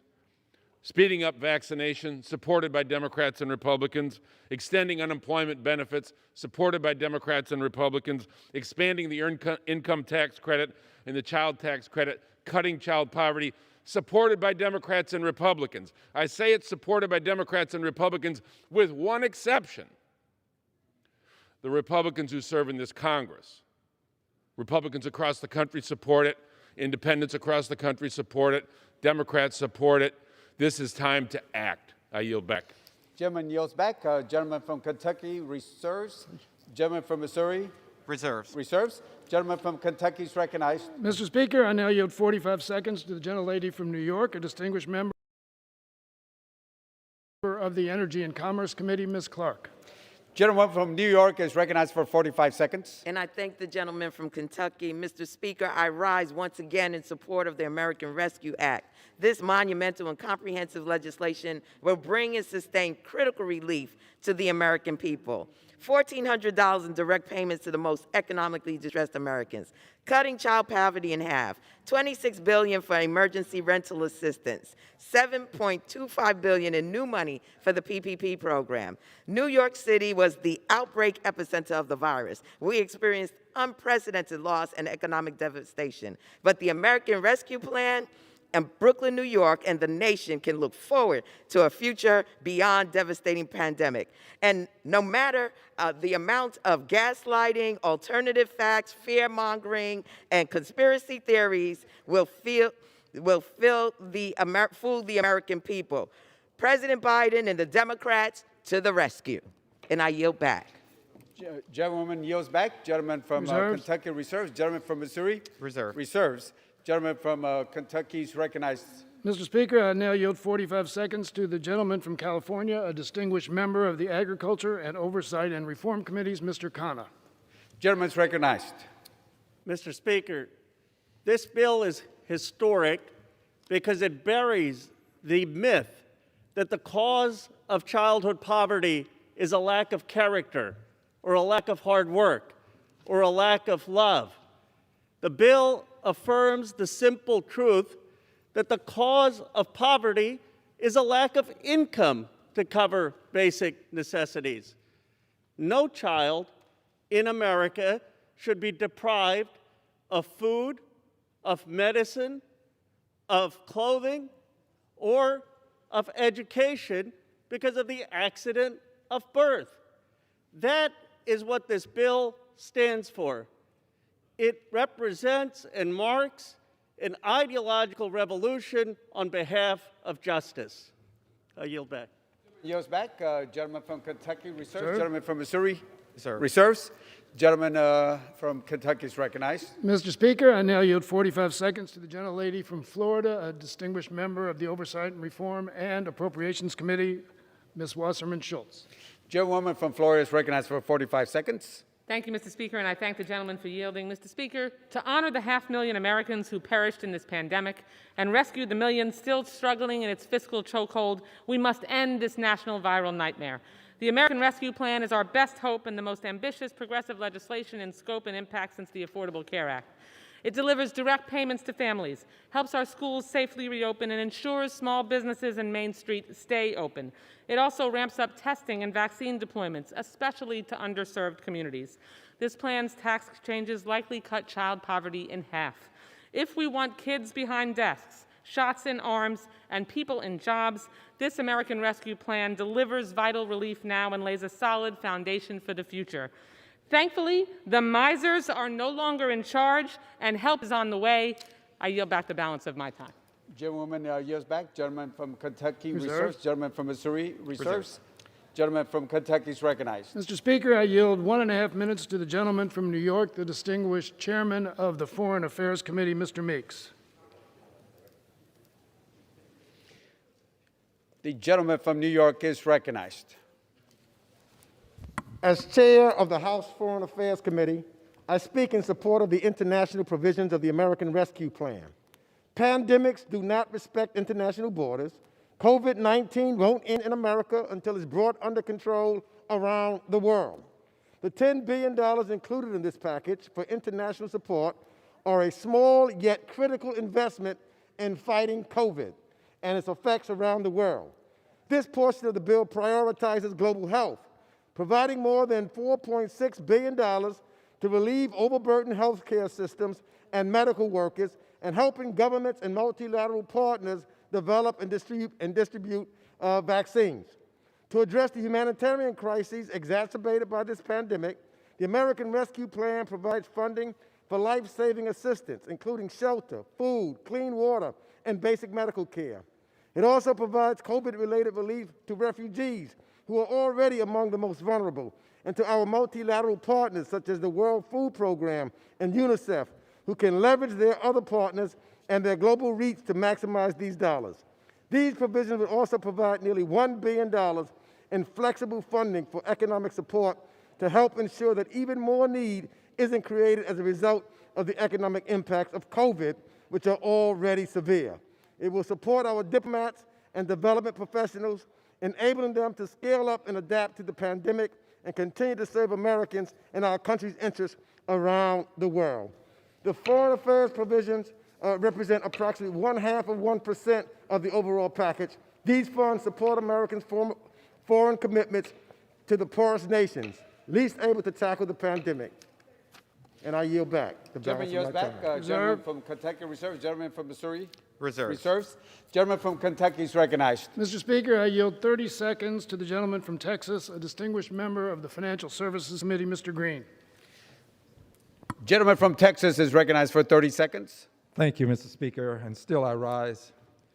And I rise with gratitude and appreciation for the Biden administration. This administration did not give up, did not give in. This administration has become now a symbol of hope and help for working class people. It is time for us to put more emphasis on the workers and less emphasis on the billionaire class. I yield back the balance of my time. Gentleman yields back. Gentleman from Kentucky reserves. Gentleman from Missouri reserves. I yield myself the balance of the time. Gentleman is recognized. Gentleman from Missouri. Thank you, Mr. Speaker. You know, there's this popular phrase that our Speaker is known for, that we must pass the bill before we know what's in it. Well, the other side also said you must pull the bill before the American people knows what's in it. After they figure out what's in this bill, they won't like it. We've looked at this bill. We've read it. Less than 9% of all funding of this bill goes for healthcare spending, to crush the virus, to put vaccinations in the arms of Americans. More than 20% of this bill goes to policies that harms jobs and reduces employment. $36 billion will be cut from Medicare just next year alone because of this bill. Over $360 billion will be cut from seniors in 10 years because of this bill. Mr. Speaker, when the facts are polled, the American people will know that this is a progressive wish list forced down by the Democrat Party. Gentleman's time has expired. The gentleman from Kentucky is recognized. Mr. Speaker, may I inquire how much time remains? Gentleman has 3 minutes and 45 seconds remaining. Gentleman is recognized. Thank you, Mr. Speaker. I yield myself such time as I may consume. This morning there was a really interesting article in the Louisville, Kentucky paper, the Courier-Journal, because yesterday the Beshear administration presented to the General Assembly the numbers that Kentucky was going to experience based on this American Rescue Plan. The money that was going to go to the state, the money that was going to go to counties and cities the money that was going to go to higher education, half of which has to be used to support students in need, the amount of money that was going to go to help children out of poverty. And the way it was described in this article was that these legislators, overwhelmingly Republican, our state house is 75 to 25, and our Senate is 38 to 9, they were stunned, they were excited. One person described it as the excitement was palpable. Of course, because this is life-changing for so many constituents of theirs. It is life-changing for the future of the Commonwealth of Kentucky. Let me put it this way. We have 4.4 million Kentuckians. 4 million of them, 4 million out of 4.4 million, 92% will be getting a check. The $1,400 check, some a little bit less, but most $1,400. 1.2 million children will become eligible for extended child tax credit. 1.2 million children. The magnitude of the impact of this bill is truly stunning. Now, some people will say, and you can imply this, or you can infer this from many things that the Republicans have said, that those a lot of those people don't deserve the $1,400. They don't need it.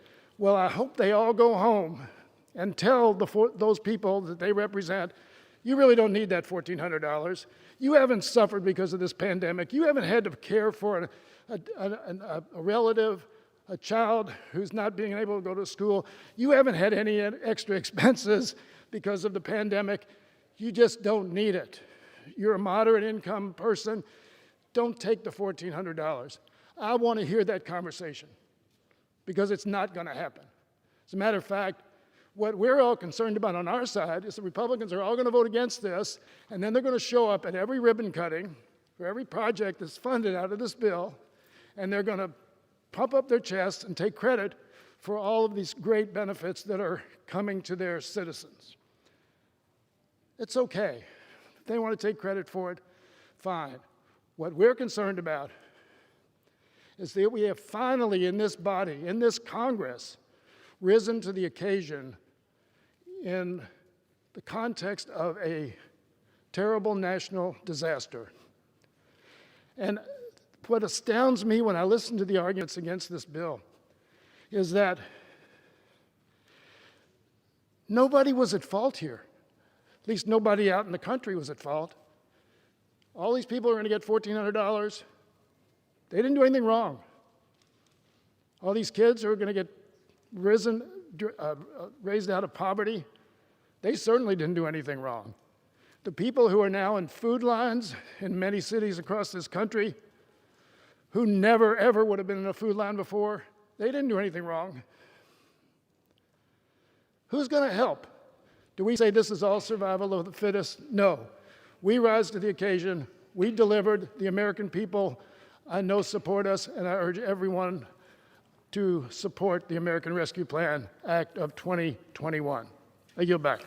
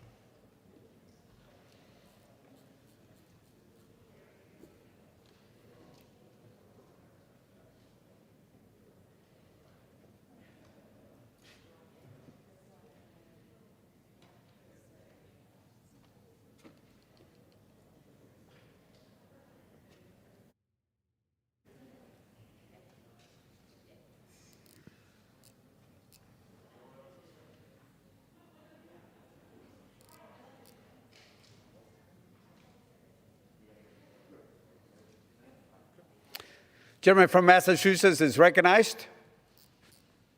Thank you, Mr. Speaker. I yield myself such time as I might consume. Gentleman's recognized. Mr. Speaker, this pandemic has been ruthless. With over 500,000 lives lost, we are a nation in a constant state of mourning. Sadly, we cannot take away the pain and the suffering of our friends, neighbors, and loved ones, but with this seismic legislation, we are delivering much-needed help and relief to millions of our fellow Americans. In a few minutes, this chamber will pass and then send to President Biden a monumental piece of legislation that will begin to turn the tide of an unprecedented health and economic crisis. And I want to thank Speaker Pelosi for the confidence that she offered to the Ways and Means Committee as we wrote most of this legislation. In the 33 years that I have served in this House, I don't know that I will ever cast a more important vote than what we are about to do and of such great consequence in but a few minutes. I'm immensely proud of the work that the Ways and Means Committee members did to make this legislation a reality. We heard the American people and we went big. We proudly contributed substantial solutions that will strengthen our recovery from this virus and rebuild our economy to work better for all Americans. The Ways and Means Committee was responsible for $1 trillion of this expenditure. To contain the public health crisis and make health coverage more accessible, we are making the largest expansion of the Affordable Care Act since it was enacted, and which the Ways and Means Committee helped to write. We are bringing down the cost for jobless Americans, saving them thousands of dollars in health insurance costs and more. We will also include assistance for nursing homes that are desperate to contain this virus. We are going to help those struggling to stay afloat by putting cash in their pockets, simultaneously creating liquidity and demand. And for the jobless, we extend federal unemployment benefits to keep them afloat for the better days that lie ahead. We have made 3 key tax credits for low and middle-income workers and families more generous, more flexible, and more capable of tackling the inequality and concentrated wealth that exists in our country. And we already know that a key to our recovery will be giving parents the tools to go back to work, even though their previous child care may have been upended. We will ease their worries by making child care more accessible and indeed more affordable. The child credit will lift millions out of poverty. The expanded earned income tax credit will put money into the pockets of the lowest income workers. Listen to this following statistic. All in all, there will be an increase in after-tax income for the poorest 20% of Americans by increasing their income by 20%. That is a staggering achievement. It is a life-changing achievement. Lastly, we have also made a long overdue fix to multi-employer pension programs that will protect hard-earned savings of workers, many of whom have been on the front lines of this crisis. These are people who have played by the rules, served our country in the military, and worked day in and day out with the promise of a secure retirement, not to have it pulled from under them. And I would remind all that 30 Republicans on 2 separate occasions have voted for this bill as a standalone measure. When I heard a previous speaker say this was a bailout, it's a backstop. And in addition, perhaps that individual didn't understand the PBGC, because if we didn't come to the support of these pensions, it would take down the Public Benefit Guaranty Corporation, which ensures all pensions for Americans in the private sector. I cannot stress this enough that these provisions are going to change lives. We are not creating a narrative talking about changing lives. We are going to do it with this legislation. We are doing the right thing, not only because of what we've been saying that we would do for years. This is the moment. This legislation has the support of economists from the left, the right, and the center. This is about the power of ideas. But because it's what the American people want also, let me be clear. The American people, regardless of political affiliation, overwhelmingly support this package because they know what is in it is badly needed to get to the other side of the crisis. I regret that the overwhelming support that I've just described has not been translated into unity in this chamber. This is bipartisan in America, even if it's not bipartisan in this chamber. Our colleagues on the other side have deemed workers who saw their entire industries evaporate perhaps unworthy of this moment. They've deemed working parents perhaps unworthy of this moment, and they have deemed the working and middle class American family perhaps at this moment unworthy. I don't understand it.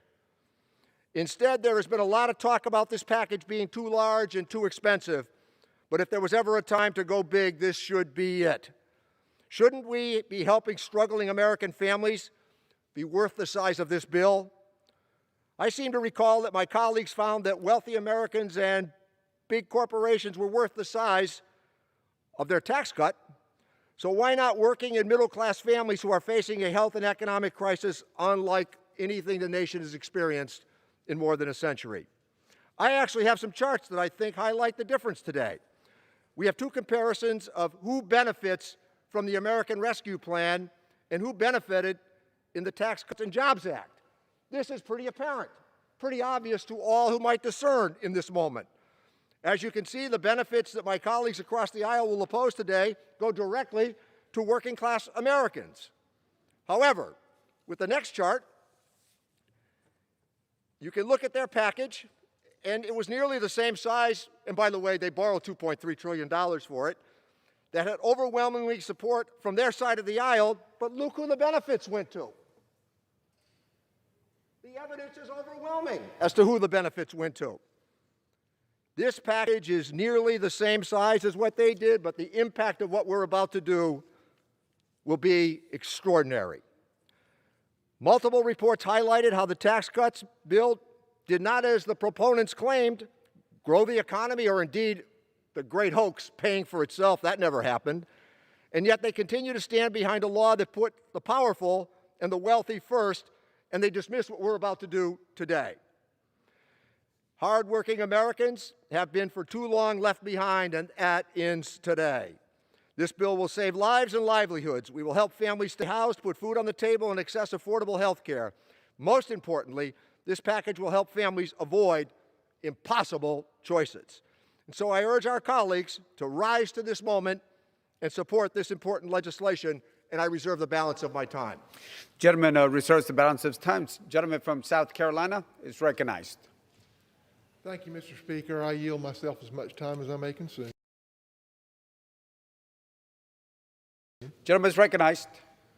Mr. Speaker, I'd like to remind my friend and my chairman, who I have great respect for, Mr. Neal, that the Tax Cuts and Jobs Act was one of the pivotal successes of the Trump administration that yet led to the lowest poverty among all Americans that had existed in decades, if not ever. The strongest economy and lowest unemployment among all demographic groups.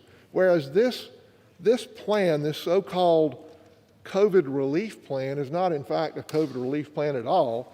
By far, most of the money goes to creating new entitlement programs. You see, my friends on the other aisle are more concerned with making the American people reliant on government programs than they are on creating opportunity for them to lift themselves up. You see, Mr. Speaker, if you operate a small business trying to get people to come back to work, if you're a frontline worker eager to be vaccinated and hoping this plan will speed that up, if you're a family attempting to educate your children while schools refuse to open, this bill won't help you. It leaves you behind. My friend Mr. Clyburn said last year that this COVID pandemic created a great opportunity for Democrats to mold things to their vision. And boy, are they delivering. My friends on the other side say this bill is popular. And you know, I don't doubt it is. I mean, it's certainly good politics to say, hey, we're going to hand you a check for $1,400. Just help us get this across the line, we'll give you a check. But what they don't talk about is what this bill cost. You see, $1.9 trillion is $5,487 for every man, woman, and child in this country. $5,500 for every man, woman, and child. So the U.S. government, what these guys want to do is have the government borrow $5,500 in your name, and not just your name, your wife or your husband's name, and each of your kids' names. $5,500, they're going to throw in the kitty. Oh, but they're going to give you $1,400 of it back. So vote for this bill. Well, I think we should look a little further than that. I think we should look maybe at where the other $4,100 that they're borrowing in your name goes. And guess what? That money's going to have to be paid back. And it's going to be paid back in higher taxes. It's going to be paid back in lower productivity. It's going to be paid back in lower government services. It's going to be paid back in less opportunity for your children and your grandchildren. So let's look at where this $4,100 goes. $750 of your $4,100 that they're borrowing in your name and each of your kids' names goes to paying extra unemployment for people to stay home. In fact, it pays people more unemployment than they can make it work in most cases. To bail out union pension plans that are chronically underfunded. And this problem needs to be fixed, but this plan does nothing to fix the problem. They'll continue to be chronically underfunded. $177 of your $4,100 they're borrowing in your name and not giving back to you goes to bail out union pension plans. $1,067 of your $4,100 that they're borrowing in your name and not giving back to you goes to bail out blue states. In the prior plans, we already had money to help states. A lot of the money hadn't been spent from the prior plans that we had, but they changed the allocation formula in this plan. It was based on population, so every state was treated fairly. But that's not good enough for places like California and New York that are shut down. So they said, oh no, let's add unemployment in there because our governors have shut our states down and our unemployment is higher and we want more money. We want to take money from places like Florida and Georgia and South Carolina and other states in the Midwest that stayed open, and we want to redirect it to California and New York. So they threw unemployment as a criteria. South Carolina, my home state's the third biggest loser. Florida's the biggest loser. We lose over $1 billion, and $5.4 billion extra dollars goes to rich California. And that's $1,067 of each of your money. K through 12 education, colleges and universities get $500 of your money that they're borrowing in your name, but guess what? We know you want to send your kids back to school, but they don't require that the schools actually open. Schools are sitting there closed. They're still getting your property taxes. They're still getting all the taxes that normally fund you, but they're going to send them another $500 of your money, but not require that those schools open. $34 of your money goes to museums and native language preservation. You're spending $34 of your $4,100 on that. Public health organizations, including Planned Parenthood, get $58 of your money that they're borrowing in your name, and your kids' money that they're borrowing in their name goes to Planned Parenthood. Transportation grants, $128. Agriculture includes socially disadvantaged farmers. What does that mean? People who have historically been socially disadvantaged. That means if you're a white farmer, don't apply. Foreign aid gets $30. And then I'm lumping all other progressive priorities as $1,279, and a direct check of $1,400 adds up to $5,487. Mr. Speaker, this bill has been absurdly an absurd lack of bipartisanship. My chairman, my friend that I respect, says that the Ways and Means Committee created this bill. We didn't create this bill. Madam Pelosi uses COVID as an excuse to keep us out of town so she can write this liberal grab bag. We had no hearings on this bill. When we marked it up, there were dozens of amendments offered. Not one single amendment was accepted. This is an absolute ram job by the Democrats of a menu of liberal priorities. Mr. Speaker, we can do better. I reserve. Gentleman reserves. Gentleman from Massachusetts is recognized. Mr. Speaker, I now would yield 1 minute to the gentleman from California, Congressman Thompson, who is the chairman of the Select Revenue Subcommittee, which plays a central role in tax policy, and repeatedly assures me he is of modest income from California. Gentleman from California is recognized for 1 minute. I thank the gentleman. Mr. Speaker, I rise in strong support of this legislation. This bill is one of the most consequential policies considered by this body during my time in Congress. From top to bottom, it provides struggling Americans with the relief that they need. It provides critical health care funding to help crush the virus, including funds to continue ramping up vaccinations. It provides funds to help small businesses stay afloat, to help restaurants keep their lights on, to help families afford health insurance, to keep workers employed, and to help kids get back into school. It bolsters state and local governments, provides emergency assistance to the millions of Americans behind on rent, and on top of that, this bill is projected to cut child poverty in this country in half.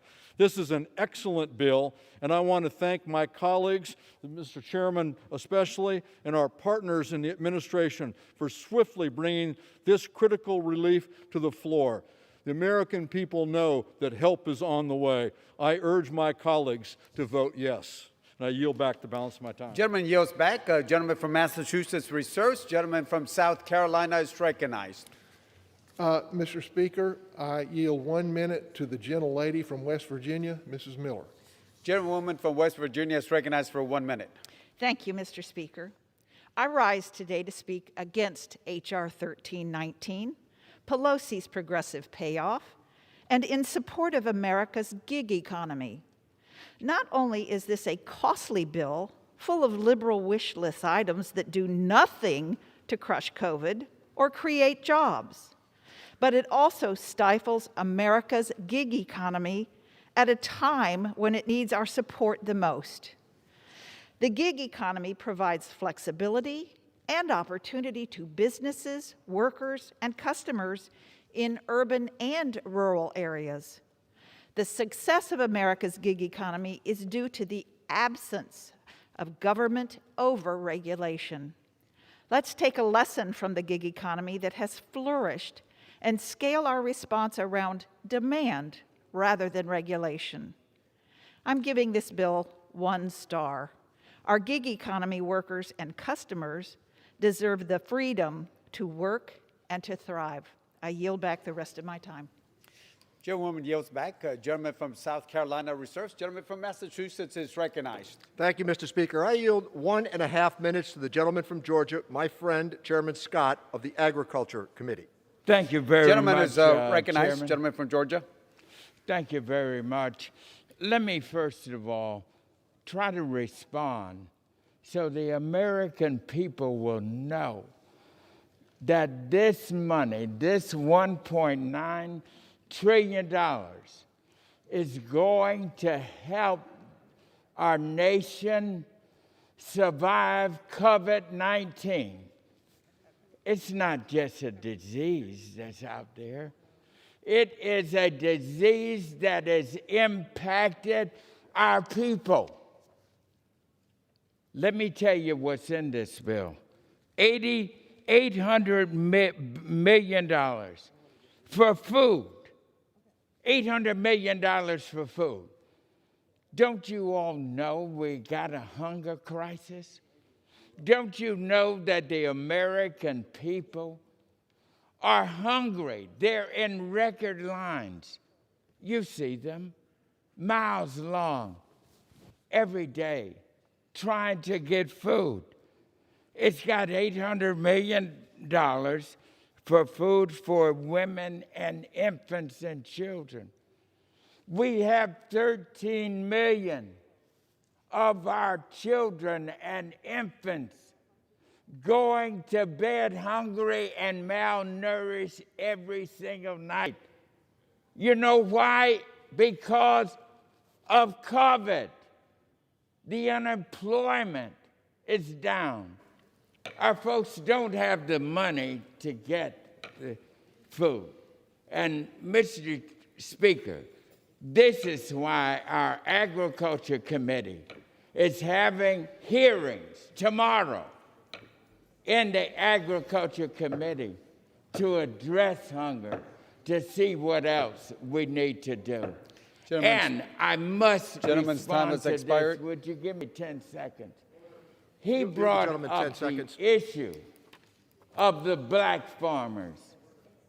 It is important for you to know that our black farmers were not included in the other pieces. And so we got them $4 billion just to help them. And time has technical expired. assistance. Gentleman's time has expired. America needs this. Thank you, Mr. Speaker. Is no longer recognized. Members are reminded that their comment will be directed to the chair. Gentleman from Massachusetts reserves. Gentleman from South Carolina is recognized. Mr. Speaker, I would remind the gentleman, due to the enormity of this bill, that if $800 million of this bill goes to food assistance, that represents less than 1/1000th of the total, a very tiny, small fraction, and that the prior bills were done in a bipartisan fashion. I'm certain we could have worked on a bipartisan fashion if there was any attempt to do that. But in fact, what this is just a ram job by the liberals to push through a vastly expanding entitlement system. And with that, I yield 1 minute to the gentleman from Texas, Mr. Arrington. Gentleman from Texas is recognized for 1 minute. Mr. Speaker, the American people deserve the truth. Over the past year, Republican and Democrat lawmakers have worked together to provide temporary and targeted assistance to the American people. 5 times we passed bipartisan legislation totaling $4 trillion to help families get back on their feet and our country get back to work. Which begs the question, Mr. Speaker, why now are Democrats who control Congress, control the White House, abandoning bipartisanship to jam through this partisan legislation without a single Republican vote? I'll tell you why. It's because this is not COVID relief. It's a $2 trillion blue state boondoggle and a Trojan horse for their reckless partisan policies. It's because Speaker Pelosi is throwing your tax dollars at Democrat cronies like a float captain throws beads at a Mardi Gras parade. Bailouts for union pensions, bailouts for cash flush states like California, bailouts for schools who still refuse to open their doors to struggling students. This massive spending bill masquerading as COVID relief will bankrupt the country. It will not rescue the country, bankrupt it, and saddle our children with insurmountable debt. I urge my colleagues to vote no on this bill, and I yield back. Gentleman yields back. Gentleman from South Carolina reserves. Gentleman from Massachusetts is recognized. Thank you, Mr. Speaker. I yield 1 minute to the gentleman from Oregon, Congressman Blumenauer, Chair of the Trade Subcommittee and valued senior member of the Ways and Means Committee. Gentleman from Oregon is recognized for 1 minute. I appreciate the gentleman yielding to me, and I appreciated his comments a moment ago. This is historic legislation dealing with priorities long neglected. The charts that he presented tell it all. The Republicans, with their $1.7 trillion tax cut, primarily for people who didn't need it, versus our priorities dealing with making a major impact on child poverty, dealing with health, dealing with being able to our local governments to survive. This is a reflection of democratic values. The difference it makes is stark. I am proud to vote in favor of the Recovery Act. I'm proud of what it's going to do for people who need it most. And the contrast between Democratic priorities and what the Republicans did when they used reconciliation could not be more stark. I appreciate the gentleman illustrating it, and I hope that the House will approve this measure. Gentleman yields back. Gentleman from Massachusetts reserves. The gentleman from South Carolina is recognized. Mr. Speaker, I agree that the priorities could not be more stark when the Tax Cuts and Jobs Act led to the most successful economy in decades, if not ever, and the lowest unemployment amount African Americans, Hispanics, and women in the history of the United States. Whereas this bill represents just a massive expansion of our entitlement system. The Democrats, our priorities are to get people to work. The Democrats' priorities are to get people hooked on the government, to make them reliant on government checks. And with that, Mr. Speaker, I yield 2 minutes to the gentleman from Ohio, Mr. Winstrup. Well, thank you. You know, Mr. Speaker, I rise today to oppose this solely Democrat payoff spending bill. I would agree with my colleagues, it's historic. And I would agree with my colleagues, it's consequential. There's no doubt about it. And I'm sure that with $1.9 trillion, somebody will be helped. I'm quite sure of that. But the next generation of Americans are not going to be thankful. Let's be honest with the American people. This is not a COVID relief bill. Members of this body came together 4 times last Congress and passed legislation that actually provided relief to our constituents. This bill is so incredibly far away from that, as Republicans have been completely frozen out of this process. Mr. Speaker, what's the result? Only 9% goes towards defeating the virus. $1.5 billion for Amtrak, which is already sitting on $1 billion in unspent aid. Maybe riding Amtrak is a good place to socially distance. Maybe that's the reason. $50 million for environmental justice grants, Mr. Speaker. That doesn't educate our children. Roughly $1 trillion on other liberal pet projects, when we have $1 trillion from the previous bipartisan bills that's been left unspent. Can someone explain what that has to do with COVID relief? Anybody? If members are serious about directly addressing the medical and economic challenges our country faces, like getting businesses open, getting students back to school, getting vaccines to Americans who want them, I'll work with anyone in this body to do so. And you know Republicans will, because we did several times until Democrats ignored us this Congress. Well, please, let's not pretend this bill is about COVID relief. That simply is not true. Mr. Speaker, I yield back. Gentleman yields back. Gentleman from South Carolina reserves. Gentleman from Massachusetts is recognized. Thank you, Mr. Speaker. I want to yield 1 minute to the gentleman from Connecticut, Congressman Larson, chair of the Subcommittee on Social Security and tireless champion of ensuring the delivery of stimulus checks to low-income retirees. The gentleman from Connecticut is recognized for 1 minute. Thank you, Mr. President.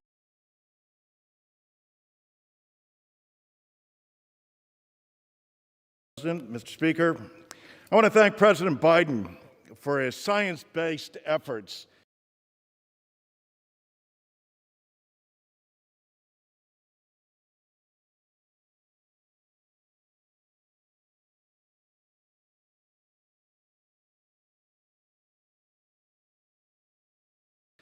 in defeating this virus with his unrelenting focus on putting American families back on their feet.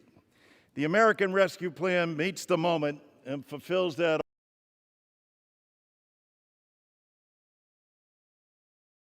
old adage that help is on the way. This bill gets shots into your arms, money into people's pockets, and provides their communities, and especially our schools, with the relief that it needs. In Connecticut, 1.5 million working families will receive $4 billion.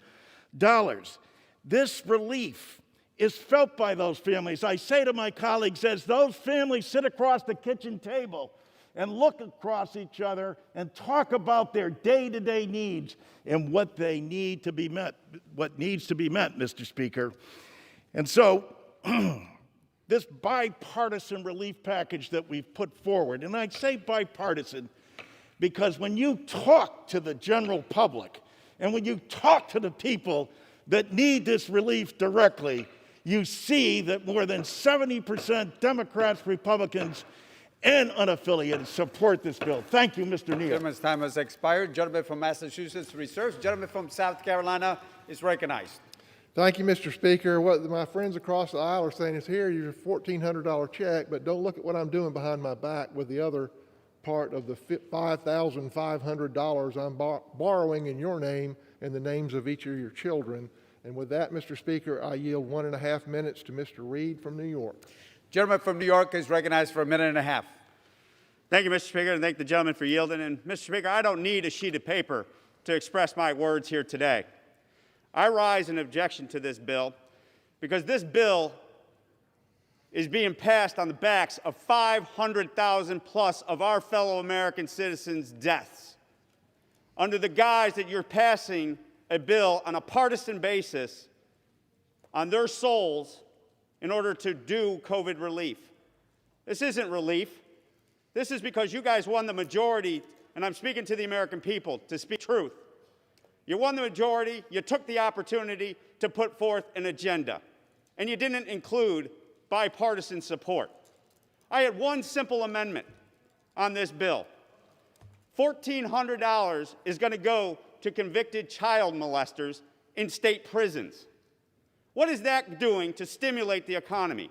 Why does a child molester who is sitting in state prison need $1,400 to buy cigarettes or play video games in state prison? That is your priorities. That's what you put in this bill. And you didn't even debate our bipartisan amendment to try to have that included. Let's be honest with the American people. You're playing politics. You're carrying forward an agenda. I get it, you won the election, but this is an emergency. This was a virus that killed our fellow American citizens. And we put together $4 trillion worth of relief to the American people on a bipartisan basis. We should have done it again, and you didn't. And it's wrong, and that's why I say no to this bill. Gentleman's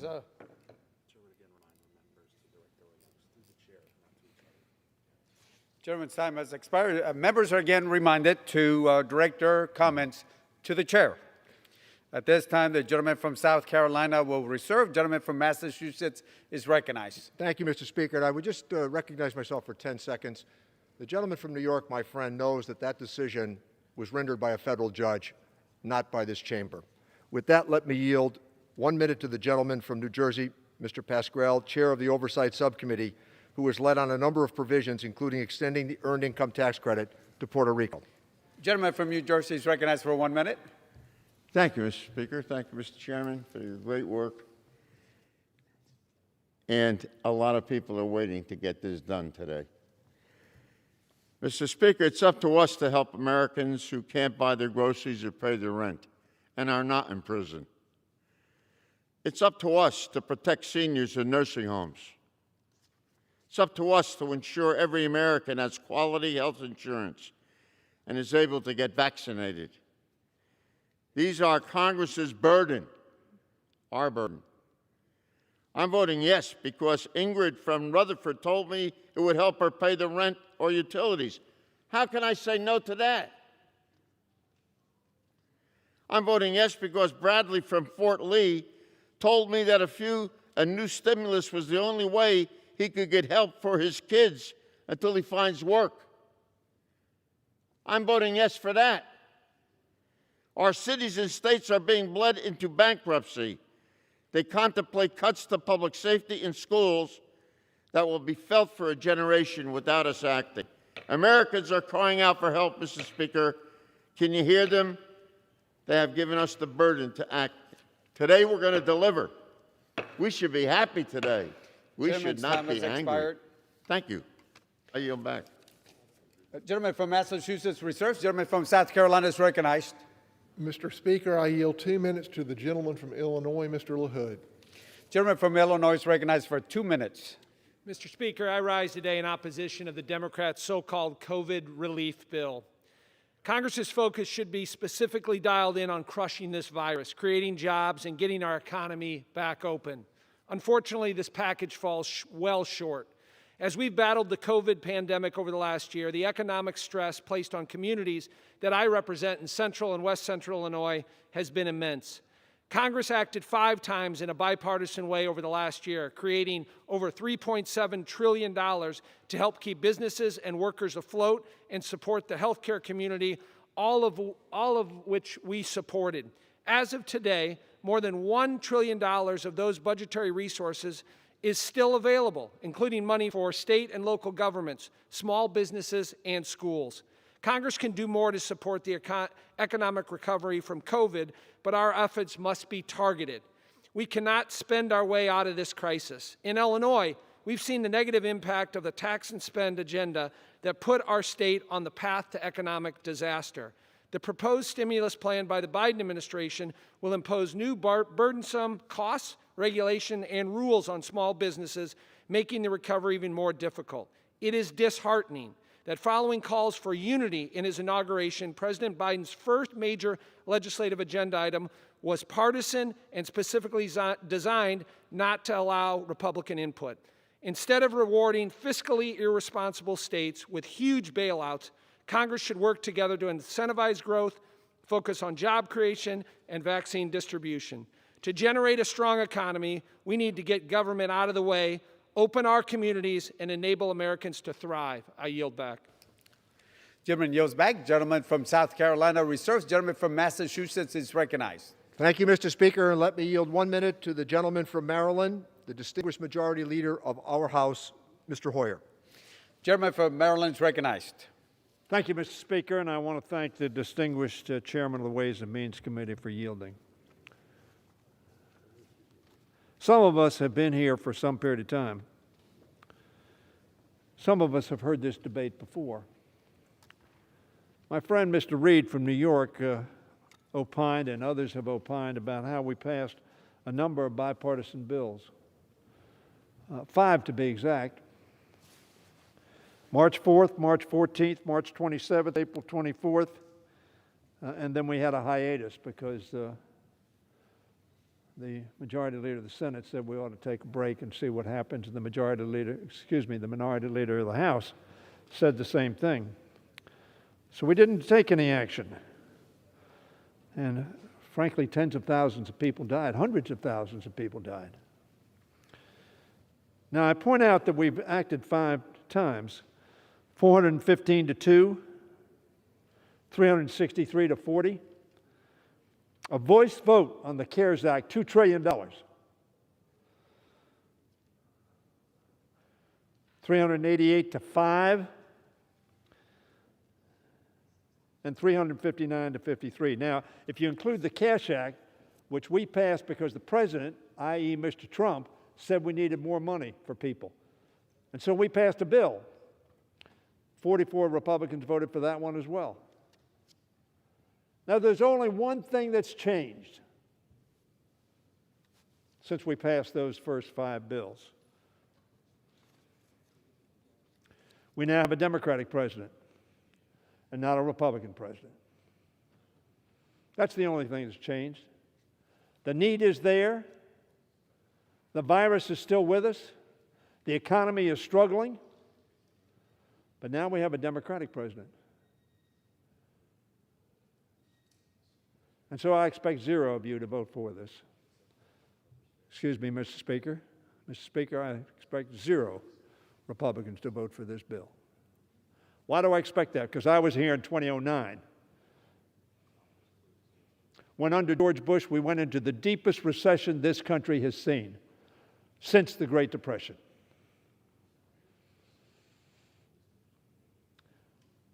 Very frankly, Mr. Speaker, we passed 2 major pieces of legislation to deal with that recession. One was called TARP, the Troubled Asset Relief Program. Republican president, Democrats passed that bill. Only a third, Mr. Speaker, of the Republicans would support President Bush. You can shake your head, but you look at the record, that's the fact. That is the fact. Democrats supported the request of a Republican president because we thought it was in the best interest of the country and our people. And the only reason it passed this House is because Democrats, 172 of us, stood up with George Bush and voted for that program. And it was a bad vote for us. It was the right thing to do, but politically it was a bad vote. How sad, Mr. Speaker, I think it is that we passed 5 bipartisan votes with the Republican president. Now the president's different, and we don't want to give him any credit.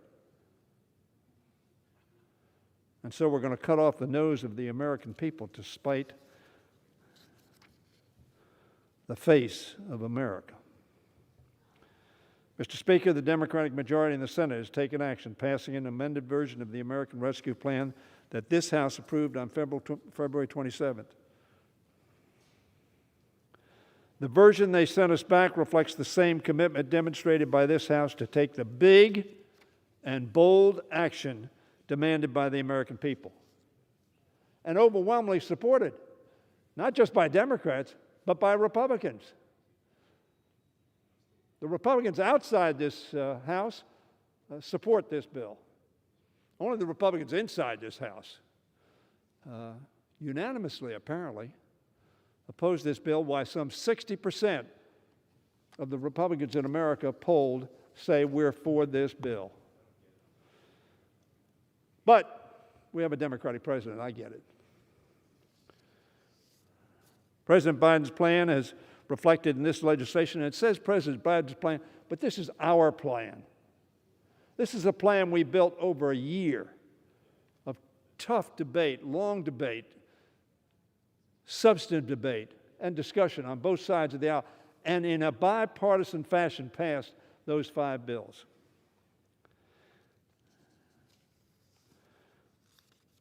This bill is consistent with the measures we passed last year to confront the challenges to our public health and economic well-being, achieves a number of critical goals. It puts vaccine into Americans' arms.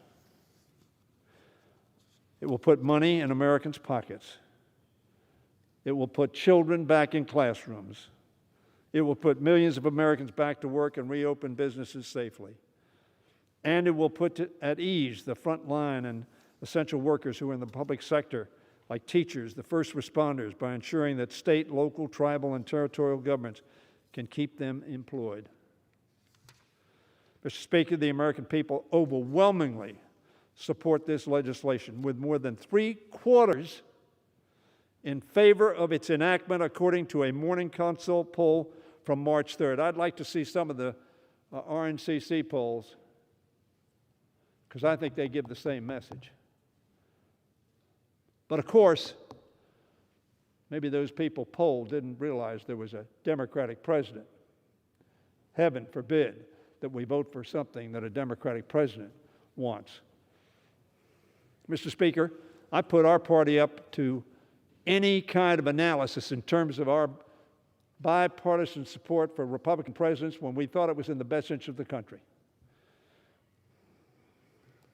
Nearly 6 in 10 Republicans want to see this bill passed. Listen to your people. I'm surprised that more of our Republican colleagues are not planning to vote for this legislation. I hope they'll do so. I hope they'll do so because I think it's in the best interest of our nation, of our families, of our individuals, of our businesses, of our economy. I hope they will join Democrats in taking action to help the nearly 10 million Americans who are out of work compared to this time last year. We waited. This is what happened.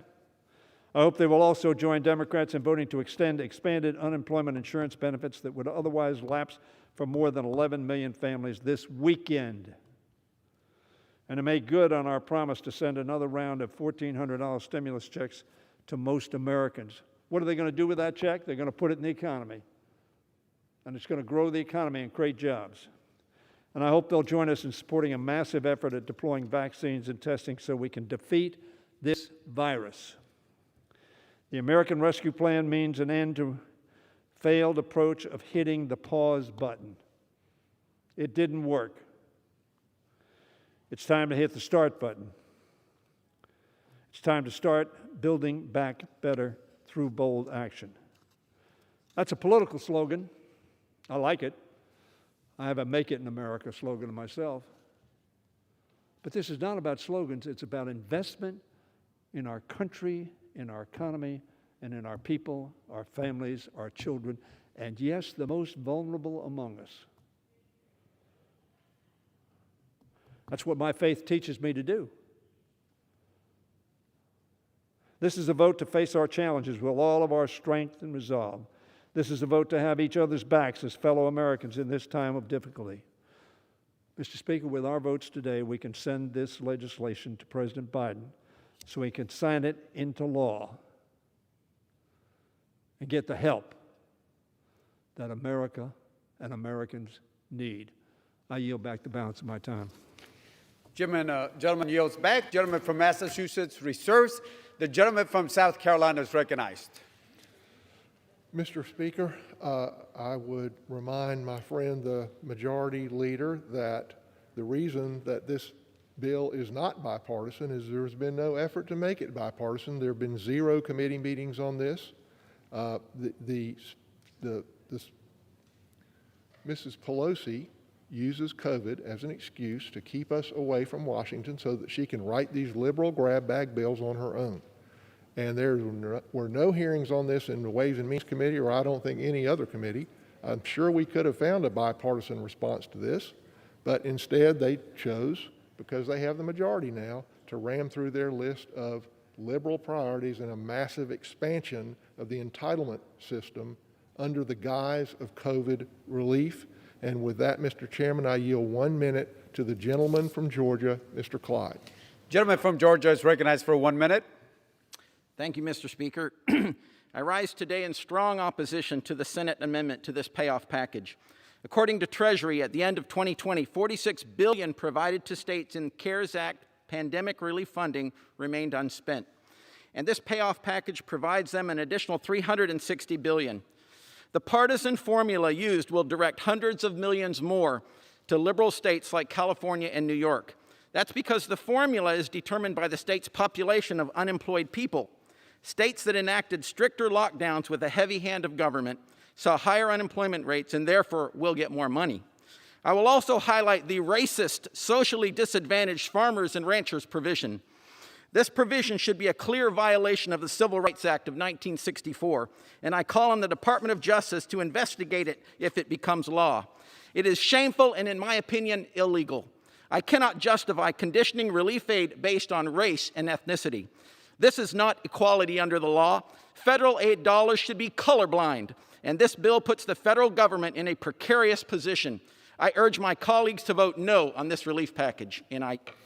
Gentleman yields back. Gentleman from South Carolina reserves. Gentleman from Massachusetts is recognized. Thank you, Mr. Speaker. I ask unanimous consent to include a statement in the record regarding Section 9706 of the bill. Without objection. Mr. Speaker, I'm glad Mr. Hoyer also pointed out that many of us did support President Bush's rescue package. I voted for it twice. We met with Hank Paulson, the Secretary of the Treasury, in the Ways and Means Committee library, and he said, you have to do this. We followed suit and supported it.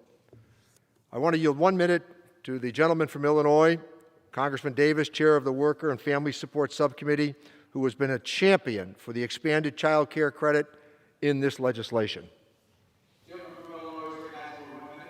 Mr. Speaker, this is the day that millions of Americans have been waiting for, and now it's here. This is the day that we get serious about cutting child poverty in half, putting millions of doses in the arms of people, vaccinations that they will get. This is the day that individuals, when they know that their unemployment check is coming, they have hope because now they can pay their rent, pay the mortgage, buy the baby milk, get the automobile repaired. This is the day that the pastor in my church would say that the Lord has made. Let us rejoice and be glad in it. I say this is the day that we restore the economy of America and save our nation. Thank you, Mr. Speaker, and I yield back. Gentleman yields back. Gentleman from Massachusetts reserves. Gentleman from South Carolina is recognized. Thank you, Mr. Speaker. I would respond to the comments of my friend, the chairman of the Ways and Means Committee, when he said that he voted in favor of the bill when Hank Paulson came over and said it's something we needed to do, as opposed to this bill, which President Obama's former director of National Economic Council warned about consequences of this bill for the value of the dollar and financial stability because of the excessive borrowing that we're doing. Again, folks back home, we're borrowing $5,500 in your name and your wife's name and your children's name and giving you $1,400 of it.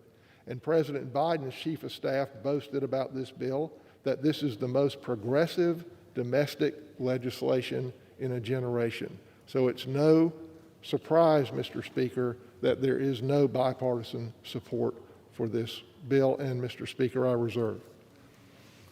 Gentleman reserves. Gentleman from Massachusetts is recognized.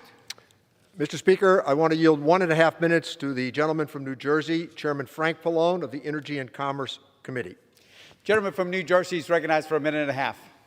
Thank you, Mr. Speaker. I heard some of the Republican members say they want to fight the virus, yet they're voting no on this bill. Well, I would say you should do the opposite. If you want to fight the virus, you should be voting yes on this bill. Unlike under President Trump, when there was no national plan to fight the virus, under President Biden, for the first time, we have a national plan to fight the virus that does not force states and local governments to compete with each other for testing, contact tracing, and medical supplies. The American Rescue Plan will support the national effort to ramp up distribution and administration of life-saving COVID-19 vaccines, as well as the implementation of a national testing strategy that will help us quickly track and contain the virus. It also includes the largest expansion of health care coverage since the passage of the Affordable Care Act, including lower monthly premiums for millions of Americans and a coverage expansion for millions under Medicaid who are currently uninsured. Mr. Speaker, the American Rescue Plan lives up to its name. It rescues families by providing critical utility bill assistance so they can keep their lights on, the heat working, and the water running. It rescues kids by boosting internet connectivity to bridge the digital divide and close the homework gap. Mr. Speaker, the American people are hurting. This legislation will rescue our families, our communities, and our nation as we continue to confront this devastating pandemic and the ongoing economic crisis. It's time to act, and this is the bill to bring us forward. Thank you, Mr. Speaker. I yield back. Gentleman yields back. Gentleman from Massachusetts reserves. Gentleman from South Carolina is recognized. Mr. Speaker, I ask unanimous consent that Mr. Brady, the Republican leader of the Ways and Means Committee's statement on this bill be included in the record. The request will be covered by General Leaf. And I reserve, Mr. Speaker. Gentleman reserves. Gentleman from Massachusetts is recognized. Thank you, Mr. Speaker. I want to yield 1 minute to the gentlelady from California, Congresswoman Sanchez, who was a lead supporter of expanding the child tax credit and a long-standing advocate for helping laid-off workers through COBRA. The gentlewoman from California is recognized for 1 minute. Thank you, Mr. Speaker. I rise today to support the American Rescue Plan, and I want to thank Chairman Neal for his work to ensure that this package keeps our promises. This rescue plan is transformative. It is the biggest investment in American families in a generation. It puts shots in arms, money in pockets, children back to school, and people in jobs. It invests in research, development, and production to get vaccines out to all Americans.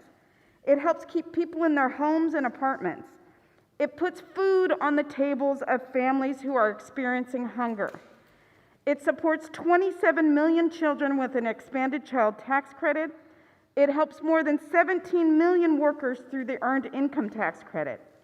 It lowers health care costs and helps families keep their health coverage through a provision in the bill that I co-authored with Congresswoman McBath. A vote for this bill is a vote for investing in the dignity of America's families.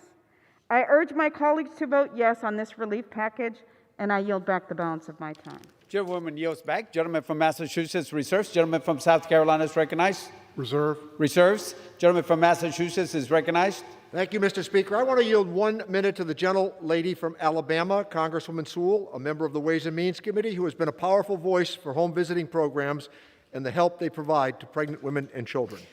The gentlewoman from Alabama is recognized for 1 minute. Thank you, Mr. Speaker. Today is a day of great progress and great promise. I rise today to urge my colleagues to vote in favor of the American Rescue Plan. The American Rescue Plan will save lives and livelihoods. It will put vaccines in the arms of Americans, provides $20 billion in a nationwide vaccination plan. It also will put children safely back in schools with a nearly $130 billion investment. It will put money in people's pockets, deliver $1,400 stimulus checks, as well as expand reliable child care and affordable health care. It will extend unemployment benefits to 18 million Americans and so many Alabamians that I represent. It will put people back to work by providing critical support for the hardest hit small businesses, expanding PPP eligibility, and much more. It will give lots of money, needed money, directly to localities, to local cities and counties. In fact, $472 million of funding, direct funding, will come to the state of Alabama in my district. Mr. Speaker, I want my constituents to know, and all Americans to know, that help is indeed on the way. Chairwoman's time has expired. Gentleman from Massachusetts Reserves. The gentleman from South Carolina is recognized. Thank you, Mr. Speaker. I would point out to my friend from Alabama that because of the change in the allocation formula in this bill for relief for states from the prior bills, from the prior COVID relief bills, which now this formula will focus on unemployed. Therefore, places that have shut their economies down and hurt their citizens economically will get more money from places who haven't. And as a result, Alabama is the fourth or fifth largest loser in this bill in state and local government recovery money. Alabama will lose about $890 million, almost $1 billion, and that works out to approximately $178 lost for every man, woman, and child living in Alabama. And with that, Mr. Speaker, I reserve. Gentleman reserves. Gentleman from Massachusetts Mr. is Speaker, recognized. I want to yield 1 minute to the gentlelady from Washington State, Congresswoman Del Bene, member of the Ways and Means Committee, who has been a tireless champion for this legislation's historic expansion of the child tax credit. Gentlewoman from Washington is recognized for 1 minute. Thank you, Mr. Speaker. I rise today in support of the American Rescue Plan, a bill that will deliver crucial relief to millions of Americans who've been struggling for far too long. The pandemic has caused economic uncertainty, hardship, and turmoil. An estimated 8 million people have fallen into poverty during this crisis, making the need for relief even greater. This bill includes an anti-poverty measure I have fought for, an expansion of the child tax credit. The expansion will provide increased payments to help families pay bills and buy essentials. The expansions in this bill are estimated to cut child poverty in half. This will transform the lives of many families and children. As chair of the new Democrat coalition, I'm working to make the child tax credit permanent with Representatives DeLauro and Torres. Democrats are united around our shared goal to rebuild the middle class and make some of the biggest anti-poverty reforms in a generation. I welcome my colleagues on the other side of the aisle to join us. Lifting children out of poverty should not be partisan. The American Rescue Plan will get our economy back on track and crush the virus. I urge my colleagues to vote yes on this critical legislation, and I yield back. Gentlewoman, time has expired. Gentleman from Massachusetts reserves. Gentleman from South Carolina is recognized. Thank you, Mr. Speaker. I would remind the gentlelady that we are borrowing $5,500 for every man, woman, and child in the entire country with this $1.9 trillion bill, and that we're using that money to expand entitlement programs, including the child tax credit. Well, who's going to end up paying back that $5,500 per person? It's going to be the very children that we are professing to help today. And with that, Mr. Speaker, I reserve. Gentleman from South Carolina reserves. Gentleman from Massachusetts is recognized. Mr. Speaker, I want to yield 1 minute to the gentlelady from Massachusetts, Assistant Speaker Clark, a champion of all things Massachusetts. The gentlewoman from Massachusetts is recognized for 1 minute. Thank you so much, Mr. Chairman, and for your incredible work and that of your committee. A few weeks ago, my colleagues across the aisle were animated in their support for fairness for women. So here is the moment to dispel any doubts that that was just a disingenuous defense of bigotry and truly help American women by supporting this transformative legislation. Women have been on the front line of this crisis. Over 2 million women have been pushed out of work while fighting to keep their families fed, healthy, and housed. Because of this pandemic, women's participation in the workforce is at a 33-year low. A vote yes for the American Rescue Plan is a vote to say vaccines can get into the arms of teachers and our frontline workers, that direct checks will go to 85% of Americans. An expanded child tax credit will cut child poverty in half. Unprecedented child care funding will directly benefit its workforce, made up of 95% women. Vote yes for women. Vote yes for families. Vote yes for a more equitable future. Gentlewoman's time has expired. Gentleman from Massachusetts reserves. Gentleman from South Carolina is recognized. Gentleman reserves. Gentleman from Massachusetts is recognized again.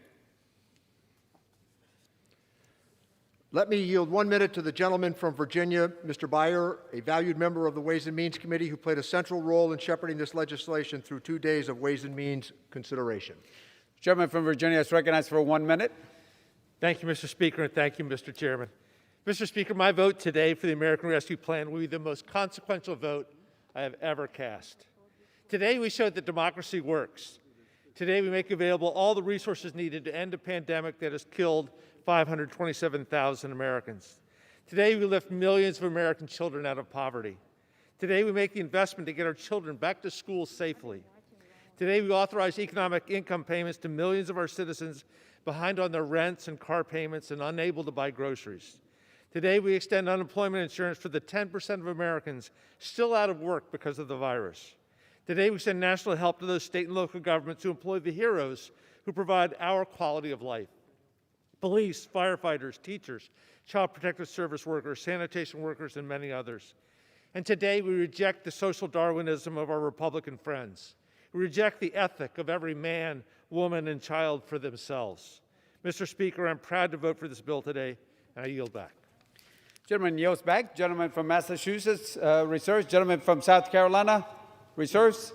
Gentleman reserves. Gentleman from Massachusetts is recognized. Thank you, Mr. Speaker. I want to yield 1 minute to the gentleman from Pennsylvania, a member of the Ways and Means Committee, Congressman Evans, who has been a leader on expanding the Earned Income Tax Credit.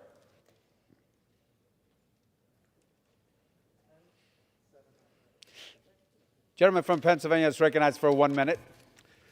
Thank you, Mr. Speaker. Thank you, Mr. Chairman. This act is big and bold. It begins to keep our promise to build it back better. This historical bill is a policy revolution. It includes cutting child poverty in half, expanding earned income tax credit for essential workers, and saving the very important people's pension. It means a shot in the arm, returning kids to safe school, and more people back to jobs. My constituents feel that he needs this and need it now. This is something that we all should be working together. I thank the chairman and the Ways and Means Committee and all of the staff for working in an effort to save this very important act. This is something that we need long to do, and I'm glad to be a part of it. Thank you. I yield back the balance of my time. Gentleman yields back. Gentleman from Massachusetts reserves. Gentleman from South Carolina continues to reserve. Gentleman from Massachusetts is recognized. Mr. Speaker, I want to yield 1 minute to the gentleman from California, Congressman Panetta, a member of the Ways and Means Committee, who was one of the loudest voices for expanding the employee retention tax credit and a leader on all provisions that will improve care for nursing home residents. Gentleman from California is recognized for 1 minute. 1 year ago this week, we left Congress early because of COVID-19. Since then, our entire way of life has been upended with the worst pandemic in a century, where at times we weren't taming this COVID tiger, we were just riding it. Yet despite that rough ride, we did our job in Congress with 5 massive relief bills that kept the economy afloat, the poverty rate flat, and put us in a position where right now we're neck and neck in this race between injections and infections. Yet my colleagues on the other side want to slow us down by voting no, claiming process or price or pork or politics. Well, I support the American Rescue Act, not just because we need to speed up our response, but because this bill is about people, their health, their vaccines, their jobs, their businesses, their local governments, and our kids in schools safely. So let's do our job. Let's defeat this disease. Let's win this race by voting yes on the American Rescue Act. Thank you.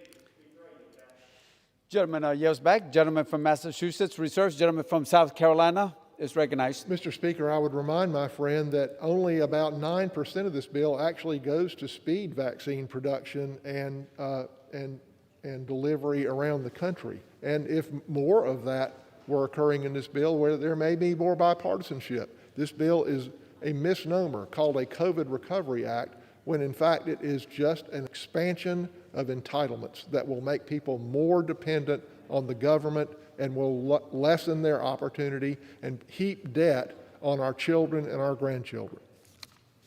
Reserves. Gentleman from Massachusetts is recognized. Mr. Speaker, I want to yield 1 minute to a valued member of the Ways and Means Committee, the gentleman from California, Jim Gomez, who fought hard to ensure that all mixed status families are eligible to receive the economic impact payments and emergency assistance under this legislation. Gentleman from California is recognized for 1 minute. Mr. Speaker, I represent Los Angeles, California, considered by many as one of the epicenters of the COVID-19 pandemic. In my district, working families are struggling to pay bills, small businesses are trying to stay afloat, and countless others are doing everything they can to keep a roof over their heads. They need us to pass the American Rescue Plan. Throughout California, essential workers, many of them Black and Latinos, are keeping our economy running. Frontline healthcare workers are exhausted for caring for their patients day after day, month after month during this pandemic. And local organizations are distributing food every single day to those in need. They need us to pass the American Rescue Plan. And across the country, people are terrified that they or a loved one will get COVID-19 before being vaccinated and end up in the hospital or dead. And they are scared that the American dream is drifting further and further away. They need us to pass the American Rescue Plan. That's why 75% of Americans support this plan. Democrats, Republicans, independents from red states and blue states, they're urging us to pass this plan. And they're urging their members to listen to them. They're urging my colleagues on the Republican side of the aisle to not turn a deaf ear to their calls and do the right thing and vote with the Democrats to pass this plan. Thank you, and I yield back. Gentleman yields back. Gentleman from Massachusetts reserves. Gentleman from South Carolina Reserve. reserves. Gentleman from Massachusetts is recognized. Mr. Speaker, I want to yield 1 minute to the gentleman from New York, Congressman Swazi, a member of the Ways and Means Committee who has been a champion for provisions to shore up the multi-employer pensions. Gentleman from New York is recognized. Thank you, Mr. Speaker. The other side of the aisle is peddling a false narrative. This bill's not loaded with pork. It's not a blue state bailout. It's a comprehensive plan to help people crushed by the virus, beat the pandemic into the ground, and ensure a rapid economic recovery. Yet my friends across the aisle and their cable news and social media enablers continue to promote fake news. Let's set the record straight.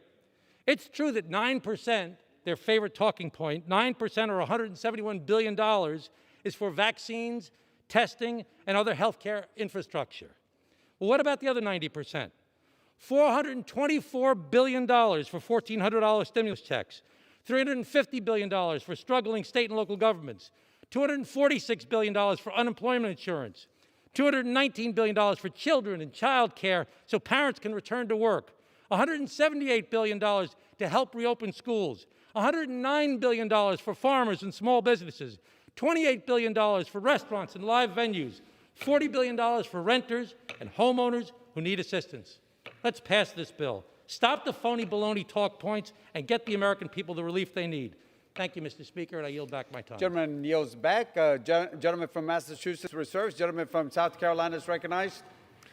I would remind my friend, Mr. Speaker, that what we're doing here is waving a $1,400 check in front of our constituents here and say, look at this, but we're like the Wizard of Oz. Don't look at what's going on behind the curtain, because actually what we're doing with this $1.9 trillion bill is we're borrowing $5,500 for every man, woman, and child in this country, and we're giving them $1,400 so it's palatable to them. We're giving them a little sugar. We're not reminding them about the $4,100 other dollars that we're borrowing in their name, of which $1,067 goes to bail out blue states like New York and California. $177 of their money, of that $4,100, goes to bail out union pension plans. $750 of folks back home, of your $4,100 that we're borrowing in your name and your wife's name and your kids' names, is going to extend unemployment benefits to pay people more to sit home than they can make at work. $34 goes to museums and Native American language preservation, $393 for K through 12, and $120 goes to colleges and universities of your money, each of your money, and there's no requirement that they reopen. $58 goes for public health organizations, including Planned Parenthood. So this bill, again, is simply a guise. COVID relief, no. As Mr. Clyburn said, let's use this disaster to mold things to our vision, and they're doing exactly that. This is a massive expansion of the entitlement program. I reserve. Gentleman reserves. Gentleman from Massachusetts is recognized. Thank you, Mr. Speaker. I want to yield 30 seconds to the distinguished gentlelady from Michigan, Congresswoman Lawrence. Gentlewoman from Michigan is recognized for 30 seconds. Mr. Speaker, the scale of our relief bill must match the scale of this crisis, and the American Rescue Plan meets this moment. In addition, this comprehensive plan includes much needed relief for our battered cities. As a former mayor, I understand the struggle and the strain of our cities right now. Congress cannot sit by as mayors, Democrat and Republican, are calling for help. This is not a Democrat or Republican issue. This pandemic is reaching every corner of our country. So let's answer this call and pass the American Rescue Plan. I yield back. Thank you. Chairwoman yields back. Gentleman from Massachusetts reserves. Gentleman from South Carolina I is just want recognized. to remind the people back home that the scale of this plan that she's talking about is $5,500 borrowed for every man, woman, and child in this country, and your children will pay that money back. They'll pay it back in higher taxes. They'll pay it back in lost opportunity. They'll pay it back in weaker economic growth. Gentleman reserves. Gentleman from Massachusetts is recognized.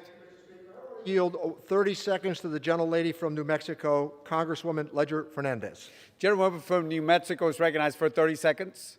Mr. Speaker, I've spoken with New Mexicans all across my district. I've talked to mayors, local officials, tribal leaders. The same question I've asked them: what do you need? What they've all said, Republicans and Democrats alike, is they need this rescue plan. Our small businesses are ready to put this lifeline to use.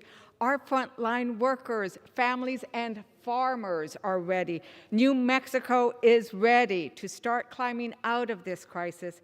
Americans have told us what they need. We've listened, and now we are delivering. I yield back. Gentlewoman yields back. Gentleman from Massachusetts reserves. Gentleman from South Carolina is recognized. I reserve. Gentleman reserves. Gentleman from Massachusetts is Thank recognized. you, Mr. Speaker. Could I inquire as to how much time is left for both sides? Gentleman from Massachusetts has 3 minutes, and gentleman from South Carolina has 7 minutes. We are prepared to close. Gentleman's recognized. Mr. Speaker, more than once today, there's been reference to the recovery bills at the end of the Bush administration and the beginning of the Obama administration, coming out of a very bad financial crisis. And of course, this COVID pandemic has led to a financial crisis in this country. But the difference in the response here is stark between the two. Coming out of the Bush administration and into the Obama administration, we expanded government, we raised taxes, we expanded regulations, and we adopted recovery bills that weren't focused on economic growth. And the result of that was, through 8 years of the Obama-Biden administration, we had stagnant growth. We had the middle class was shrinking, middle class incomes were shrinking, and it took a Republican president and a Republican Congress enacting bills that lowered taxes, lowered regulation, and lowered government reliance that led to massive economic growth and opportunity for all demographics in our country.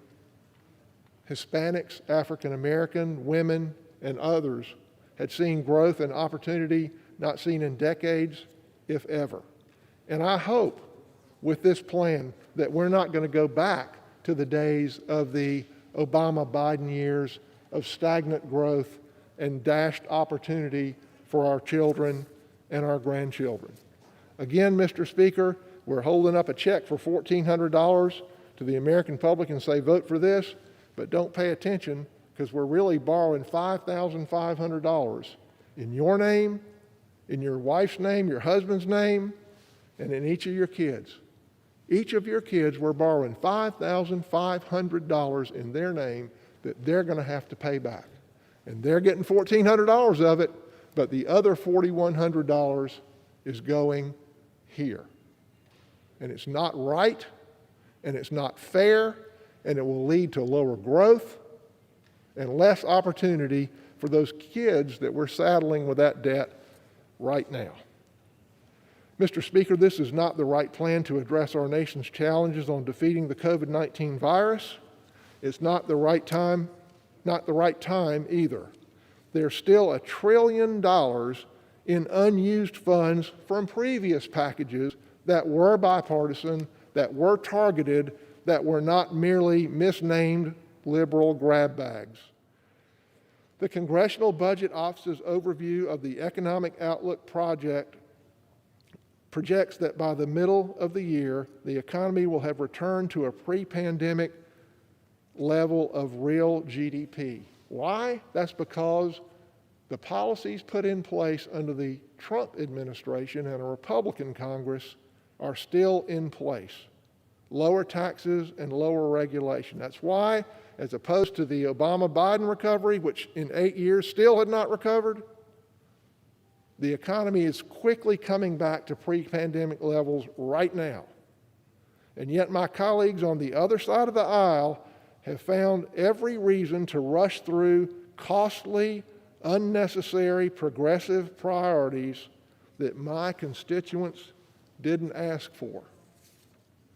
The American Rescue Plan is costing each American more than their mortgage payment, a down payment on their car, or a semester of their children's college. And their children will have to pay it back. I don't want to leave a huge bill for my kids, and I know most Americans don't either. I hope that this bill, expanding government, expanding entitlements, paying people to stay home, making them more reliant on the government, does not lead to another decade of stagnation, of lost opportunity. Vote no to this dangerous bill. Vote no against a selfish attempt to strap our next generation with debt. Vote no to progressive payoffs that we, the people, did not order. We must do better. I yield. Gentleman yields back the balance of his time. Gentleman from Massachusetts is recognized. Mr. Speaker, I yield myself 2 minutes of our time. Gentleman is recognized. Mr. Speaker, this is a most significant day, and this legislation meets the challenge of history, and it calls Americans to act upon this crisis. This is the opportunity now, and we should act. This is not about self-correction. Far too much is at stake. But I want to thank our colleagues, and particularly the Ways and Means staff, who wore many hats through this legislation. From crafting this package to the brutal negotiations with the Senate, they've worked long hours while facing the same challenges presented by remote school, lack of child care, and concern for family members that Americans face every moment through this crisis. There are too many names to include, but I know that their counsel has been unparalleled and their expertise, as always, unmatched. Over the Speaker's rostrum, Mr. Speaker, is a magnificent admonition from a son of Massachusetts, Mr. Webster. He asks, let us develop the resources of our land, call forth its powers, build up its institutions, promote all its great interest, and see whether we also in our day and generation may not perform something worthy to be remembered. That is what we're going to do in the next few minutes, and I yield 1 minute to the Speaker of the House, whose attention to legislative detail is extraordinary. The gentlewoman from California is recognized. Thank you, Mr. Speaker. I thank the gentleman for yielding and thank him for his extraordinary leadership in putting nearly $1 trillion into the pockets of the American people. I thank him and Mr. Yarmuth, the chair of the Budget Committee, for their leadership on this legislation, of course, on this debate this afternoon. It was dazzling to see them and the Democratic chairs and members speak up about this important legislation. And thank you, Mr. Chairman, for pointing out the inconsistency on the part of our colleagues across the aisle in complaining about money helping the poorest of poor children in our country, while they didn't hesitate to give large amounts of money to the richest people in America in the Republican tax scam. Your charts were very eloquent, Mr. Chairman. And to hear our members speak about the terms of this bill, the values that are in it, the plan that it has, why they were voting yes on the bill, and to hear Republicans talk about why they would vote no. It's typical that they vote no and take the dough. And this bill has bipartisan support across the country, not only among the general public, but in mayors and selectmen and city council persons and county executives who are Republican, eagerly awaiting the passage of this bill because they know at their level what a difference it will make in the lives of their constituents, the American people. You know, tomorrow, and I say this is a critical moment in our country's history. Tomorrow, the world will mark the 1 year since COVID-19 was officially declared a global pandemic by the World Health Organization. At that time, just over 1,000 Americans had contracted the disease, 38 had died. Since that day, 1 year ago from tomorrow, nearly 30 million Americans have become infected, over 500,000 Americans have died, more lives that were lost in combat in all of America's wars against foreign enemies combined. Each of those lives is precious to us. We feel each loss profoundly and pray for their families and for the families of those who have contracted the virus and are still affected by it. And through it all, an historic economic crisis has raged. A full year later, 18 million Americans are still out of work, according to the statistics at the end of last week. And nearly 10 million jobs may have been lost. We hope to stop that. And the most vulnerable among us have been disproportionately affected. Moms pushed out of the labor market, women and minority-owned businesses forced to shutter, communities of color facing rising disparities. Today, we have a real opportunity for change. Mr. Speaker, as we serve in Congress with each other, we learn about each other's districts, each other's priorities, and the rest. And we learn about each other's why. Why did you come to Congress? Why are you here? Each of us has come to Congress with a purpose. My purpose, my why, are the children. As a mother of 5, raising my kids, seeing all the attention and all that they needed, I was horrified by the fact that 1 in 5 children in America lives in poverty and goes to sleep hungry in America at night. That is my why. That is why I went from homemaker to the House of Representatives. And that is why when people ask me, what do you think the 3 most important issues are facing the Congress? I always say the same thing. Our children, our children, our children. Their health, their education, the economic security of their families, a safe, healthy environment in which they can thrive, and a nation at peace in which they can reach their fulfillment. Several of those priorities are addressed in this legislation. Again, this legislation, which has bipartisan support throughout the country.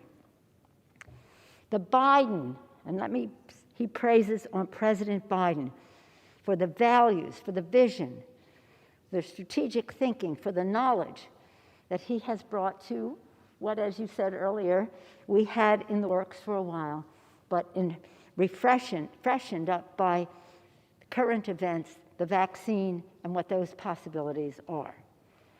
The Biden American Rescue Plan is about the children, their health, their education, the economic security of their families again.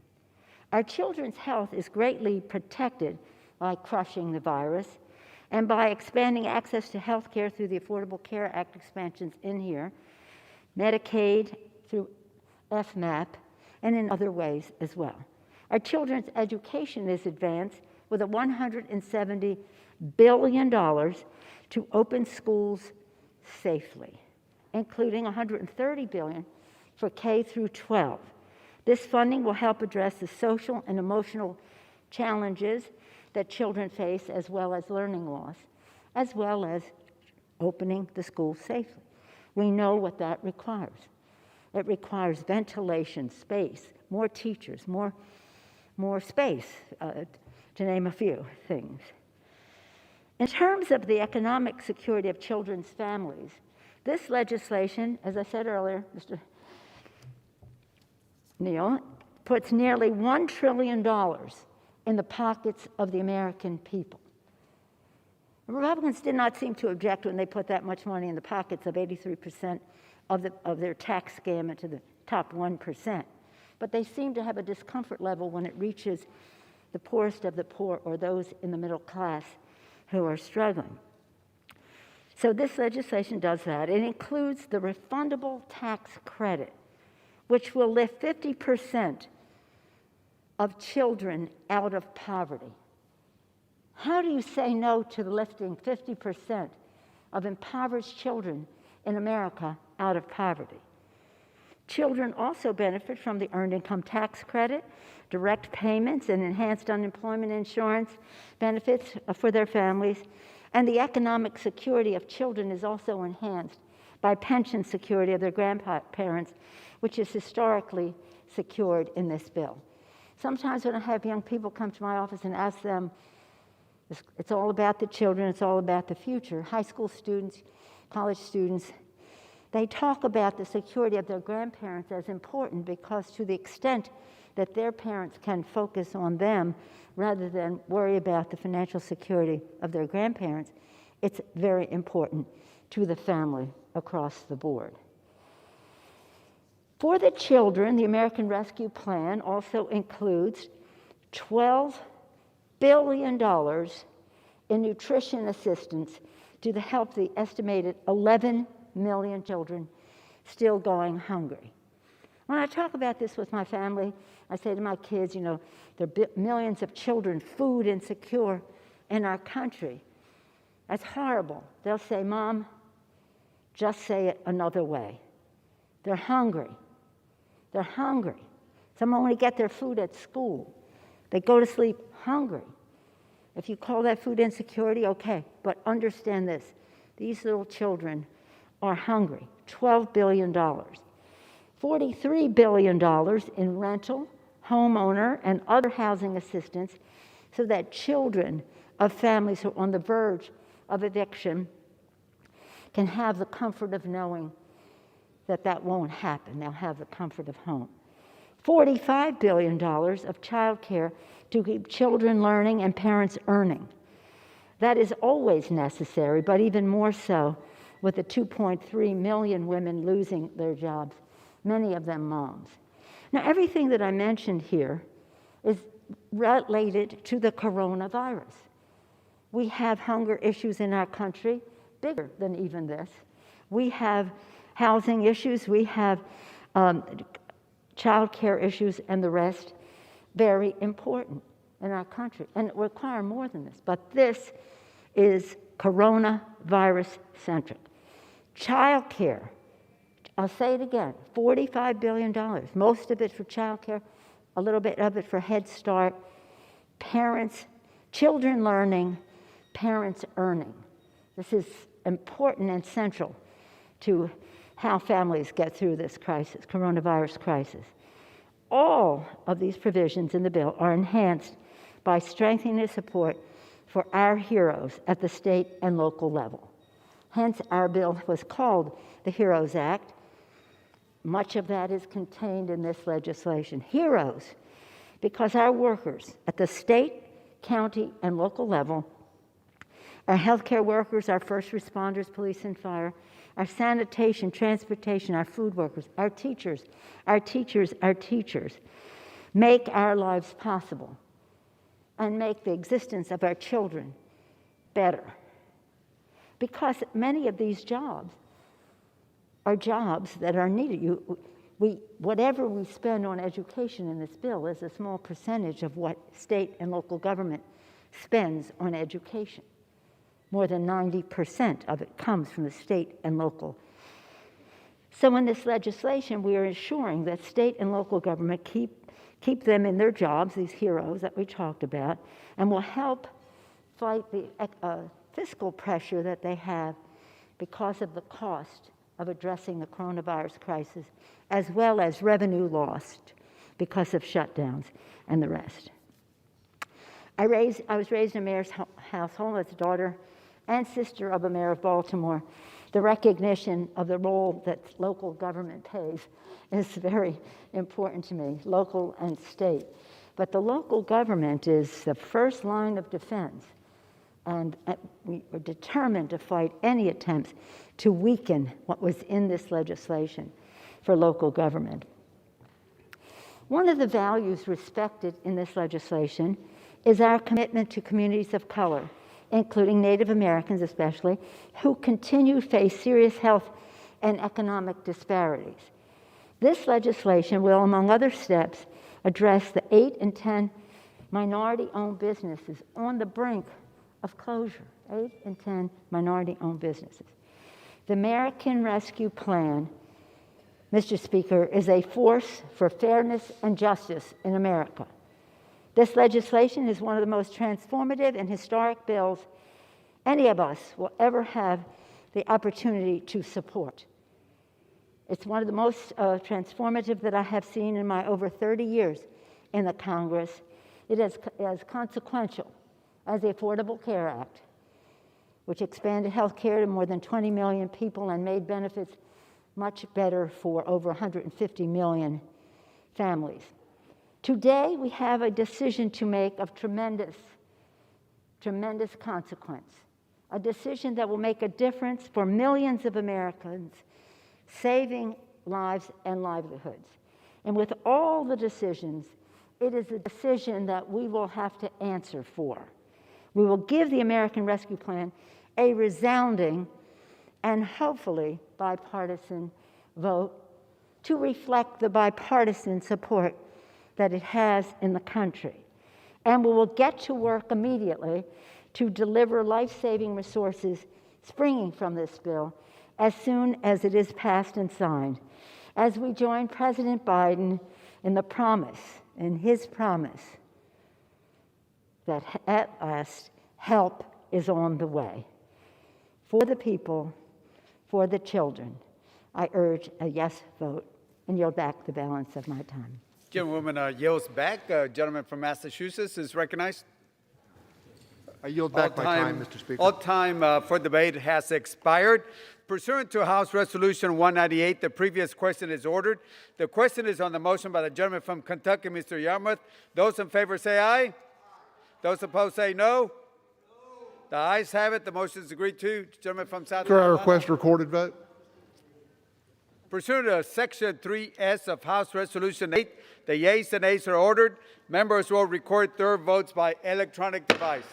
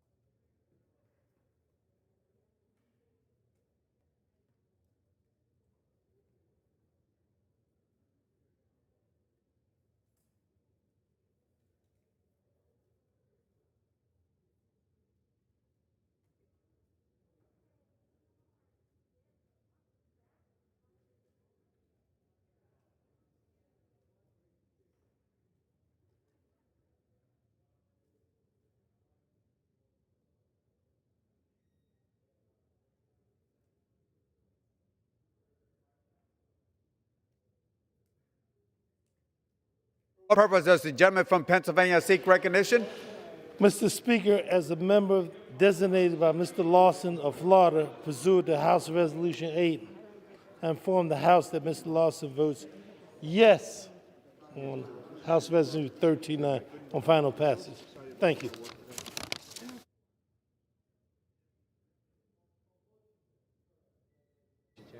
Mr. Speaker, a motion to concur on Senate. Gentleman from Pennsylvania. Designated by Mr. Lawson of Florida, pursuant to House Resolution 8, I inform the House that Mr. Lawson will vote yes on the motion to concur on Senate amendments.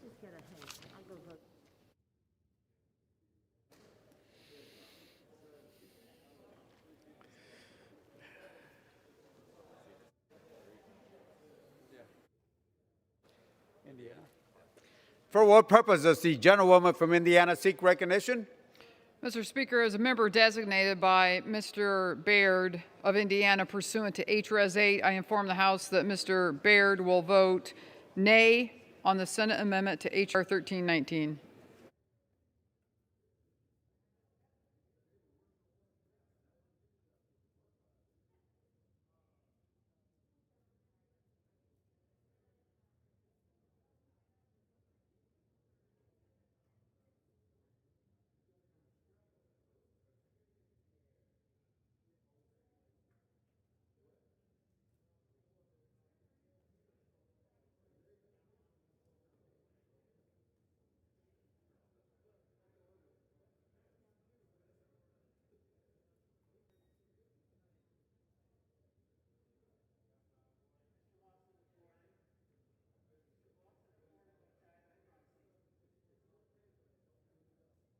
What purpose does the gentlewoman from New Mexico seek recognition?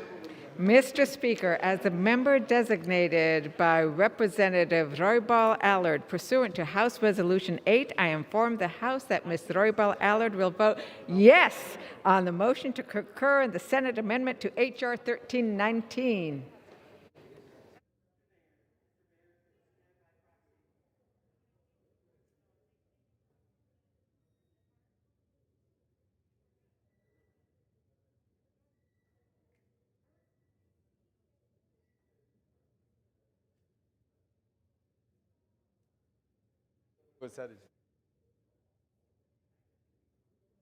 For what purpose does the gentleman from New York seek recognition? As the member designated by Chairwoman Eddie Bernice Johnson pursuant to H.Res. 8, I inform the House that Chairwoman Johnson will vote yea on H.R. 1319.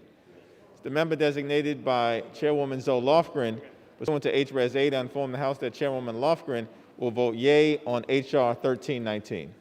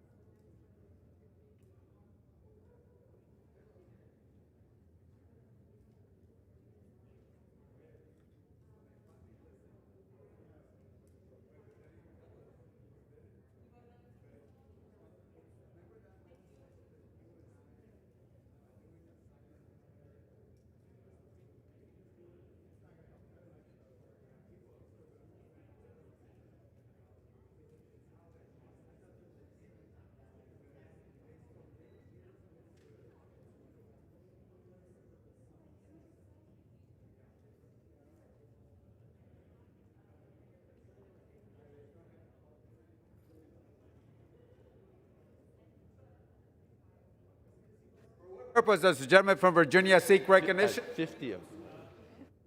Mr. Speaker, as a member designated by Mr. Liu pursuant to HRS 8, I inform the House that Mr. Liu will vote yes on the motion to concur in the Senate amendment to H.R. 13.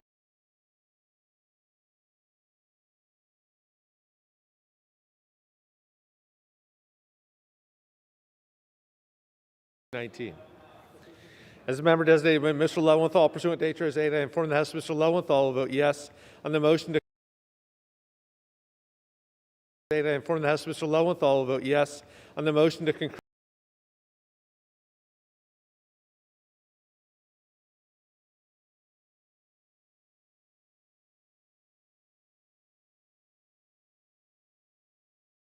in the amendment to H.R. 1319. As a member designated by Ms. Barragan pursuant to HRS 8, I inform the House that Ms. Barragan will vote yes on the motion to concur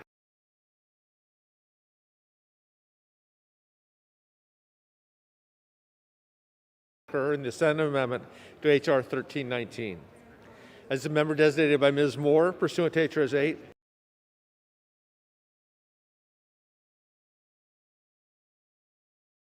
I inform the House that Ms. Moore will vote yes on the motion to concur in the Senate amendment to H.R. 1319. And as the member designated by Mr. Cohen pursuant to HRS 8, I inform the House that Mr. Cohen will vote yes on the motion to concur in the Senate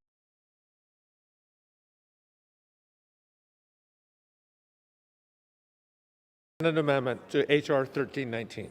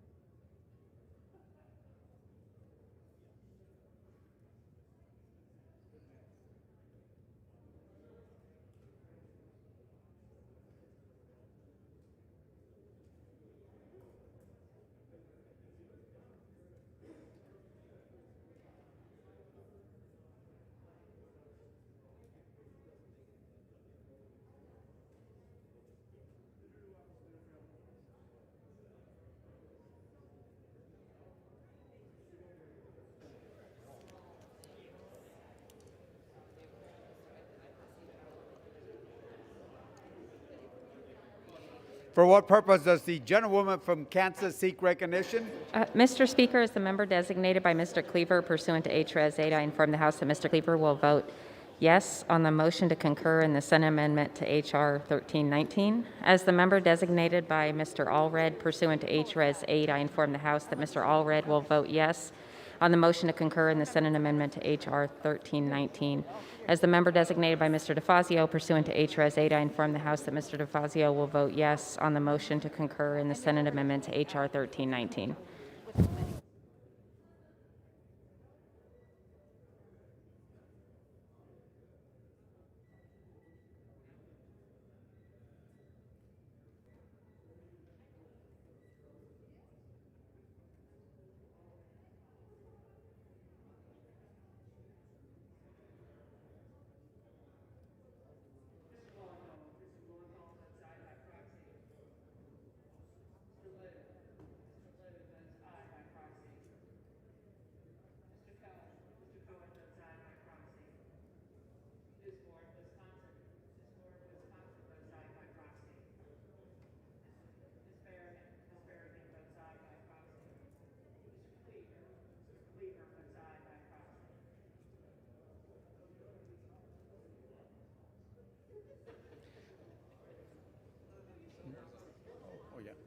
Yeah, for what purpose does the gentleman seek recognition? Gentleman from Arizona? Mr. Speaker, as the member designated by Ms. Kirkpatrick, pursuant to HRS 8, I inform the House that Ms. Kirkpatrick will vote yes on the motion to concur in the Senate amendment to H.R. 1319.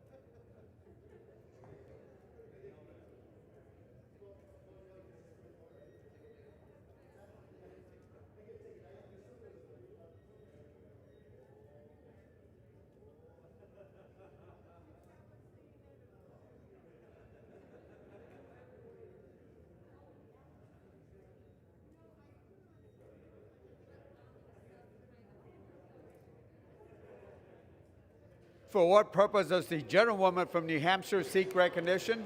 Mr. Speaker, as the member designated by Ms. Pingree pursuant to HRS 8, I inform the House that Ms. Pingree will vote yea on the motion to concur in the Senate amendment to H.R. 1319.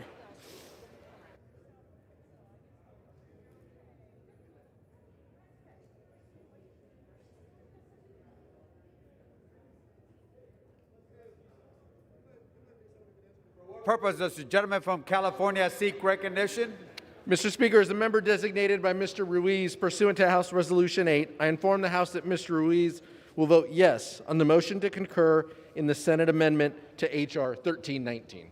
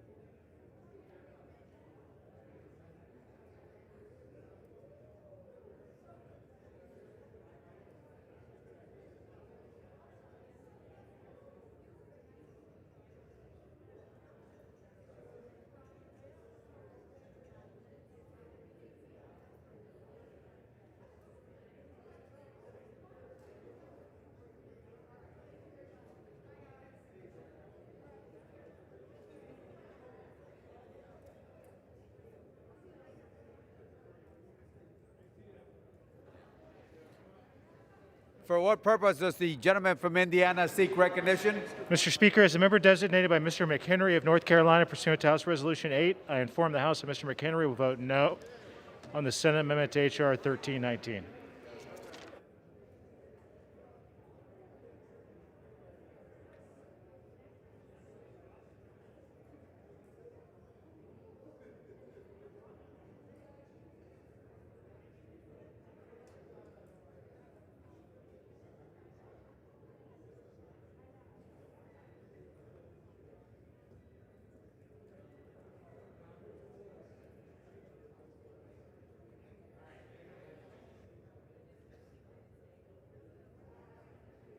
For what purpose does the gentlewoman from Virginia seek recognition? Mr. Speaker, as the member designated by Mr. McEachin pursuant to H.Res. 8, I inform the House that Mr. McEachin will vote yes on the motion to concur in the Senate amendment to H.R. 1319. And as the member designated by Ms. Porter pursuant to H.Res. 8, I inform the House that Ms. Porter will vote yes on the motion to concur in the Senate amendment to H.R. 1319.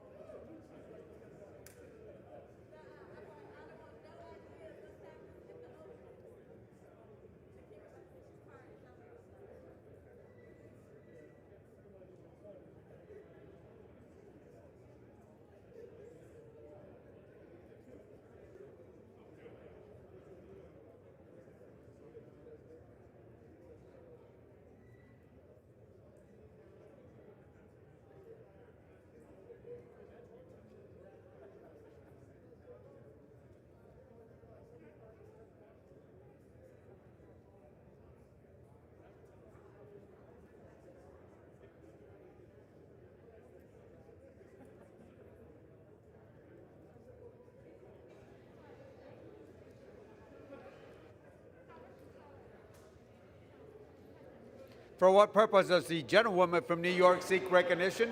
Mr. Speaker, as the member designated by Mr. Moulton of Massachusetts pursuant to H. will vote yes on the motion to concur in the Senate amendment to H.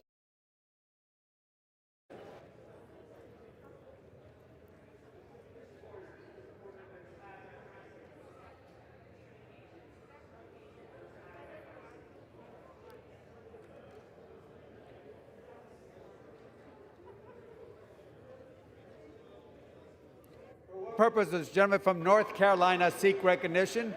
As the member designated by Mr. Thompson of Mississippi, pursuant to H.Res. 8, I inform the House that Mr. Thompson will vote yes. He will vote yes on the motion to concur in the Senate amendment to H.R. 1319.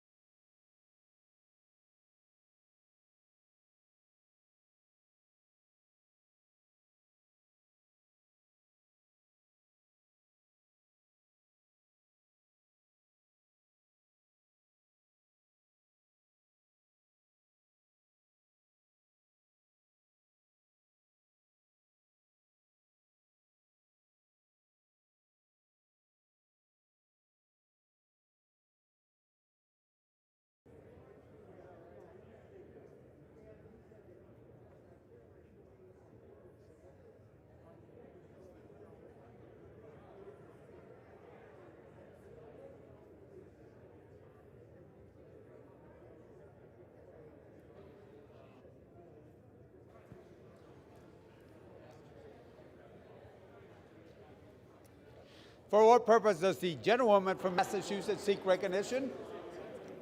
As the member designated by Ms. Mang pursuant to H-Res 8, I inform the House that Ms. Mang will vote yes on the motion to concur in the Senate amendment to H.R. 1319.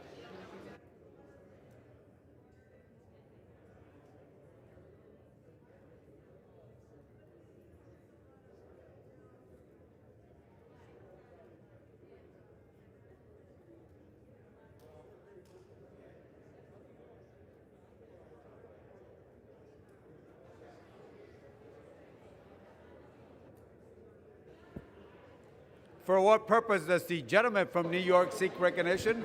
Mr. Speaker, as the member designated by Representative Morelli of New York, pursuant to H-Res 8, I inform the House that Representative Morelli will indeed vote aye on the motion to concur in the Senate amendment to H.R. 1319. Thank you.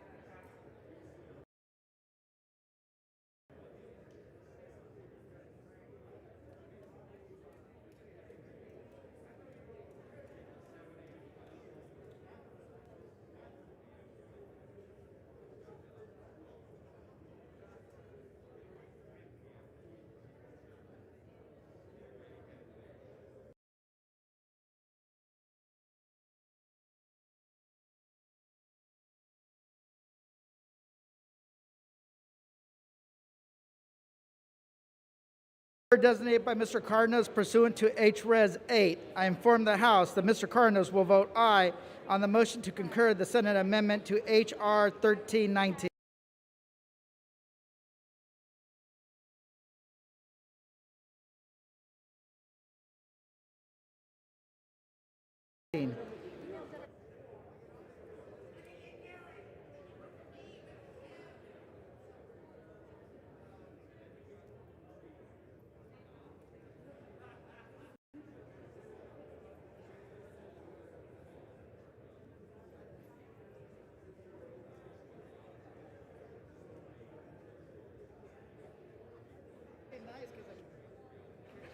For what purpose does the gentlewoman from Florida seek recognition? Mr. Speaker, as the member designated by Mr. Hastings of Florida pursuant to H-Res 8, I inform the House that Mr. Hastings will vote yea on the Senate amendment to H.R. 1319. And Mr. Speaker, as the member designated by Mr. Payne of New Jersey pursuant to H-Res 8, I inform the House that Mr. Payne will also vote yea on the Senate amendment to H.R. 1319.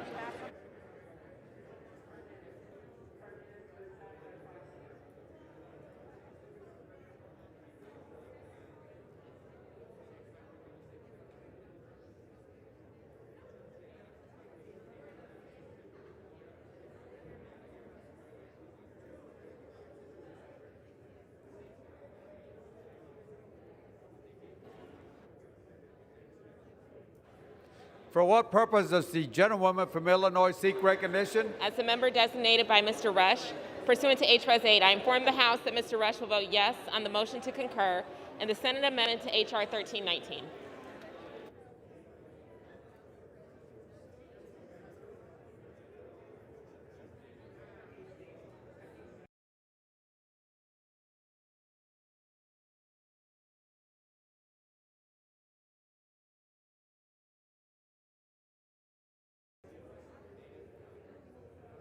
For what purpose does the gentleman from California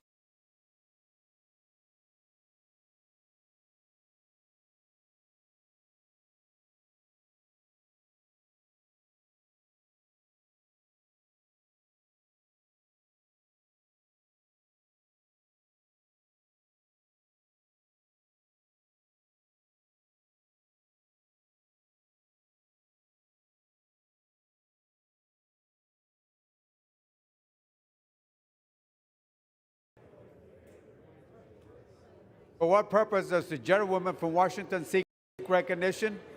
As the member designated by Ms. Strickland pursuant to HRES 8, I inform the House that Ms. Strickland will vote yes on the motion to concur in the Senate amendment to H.R. 1319.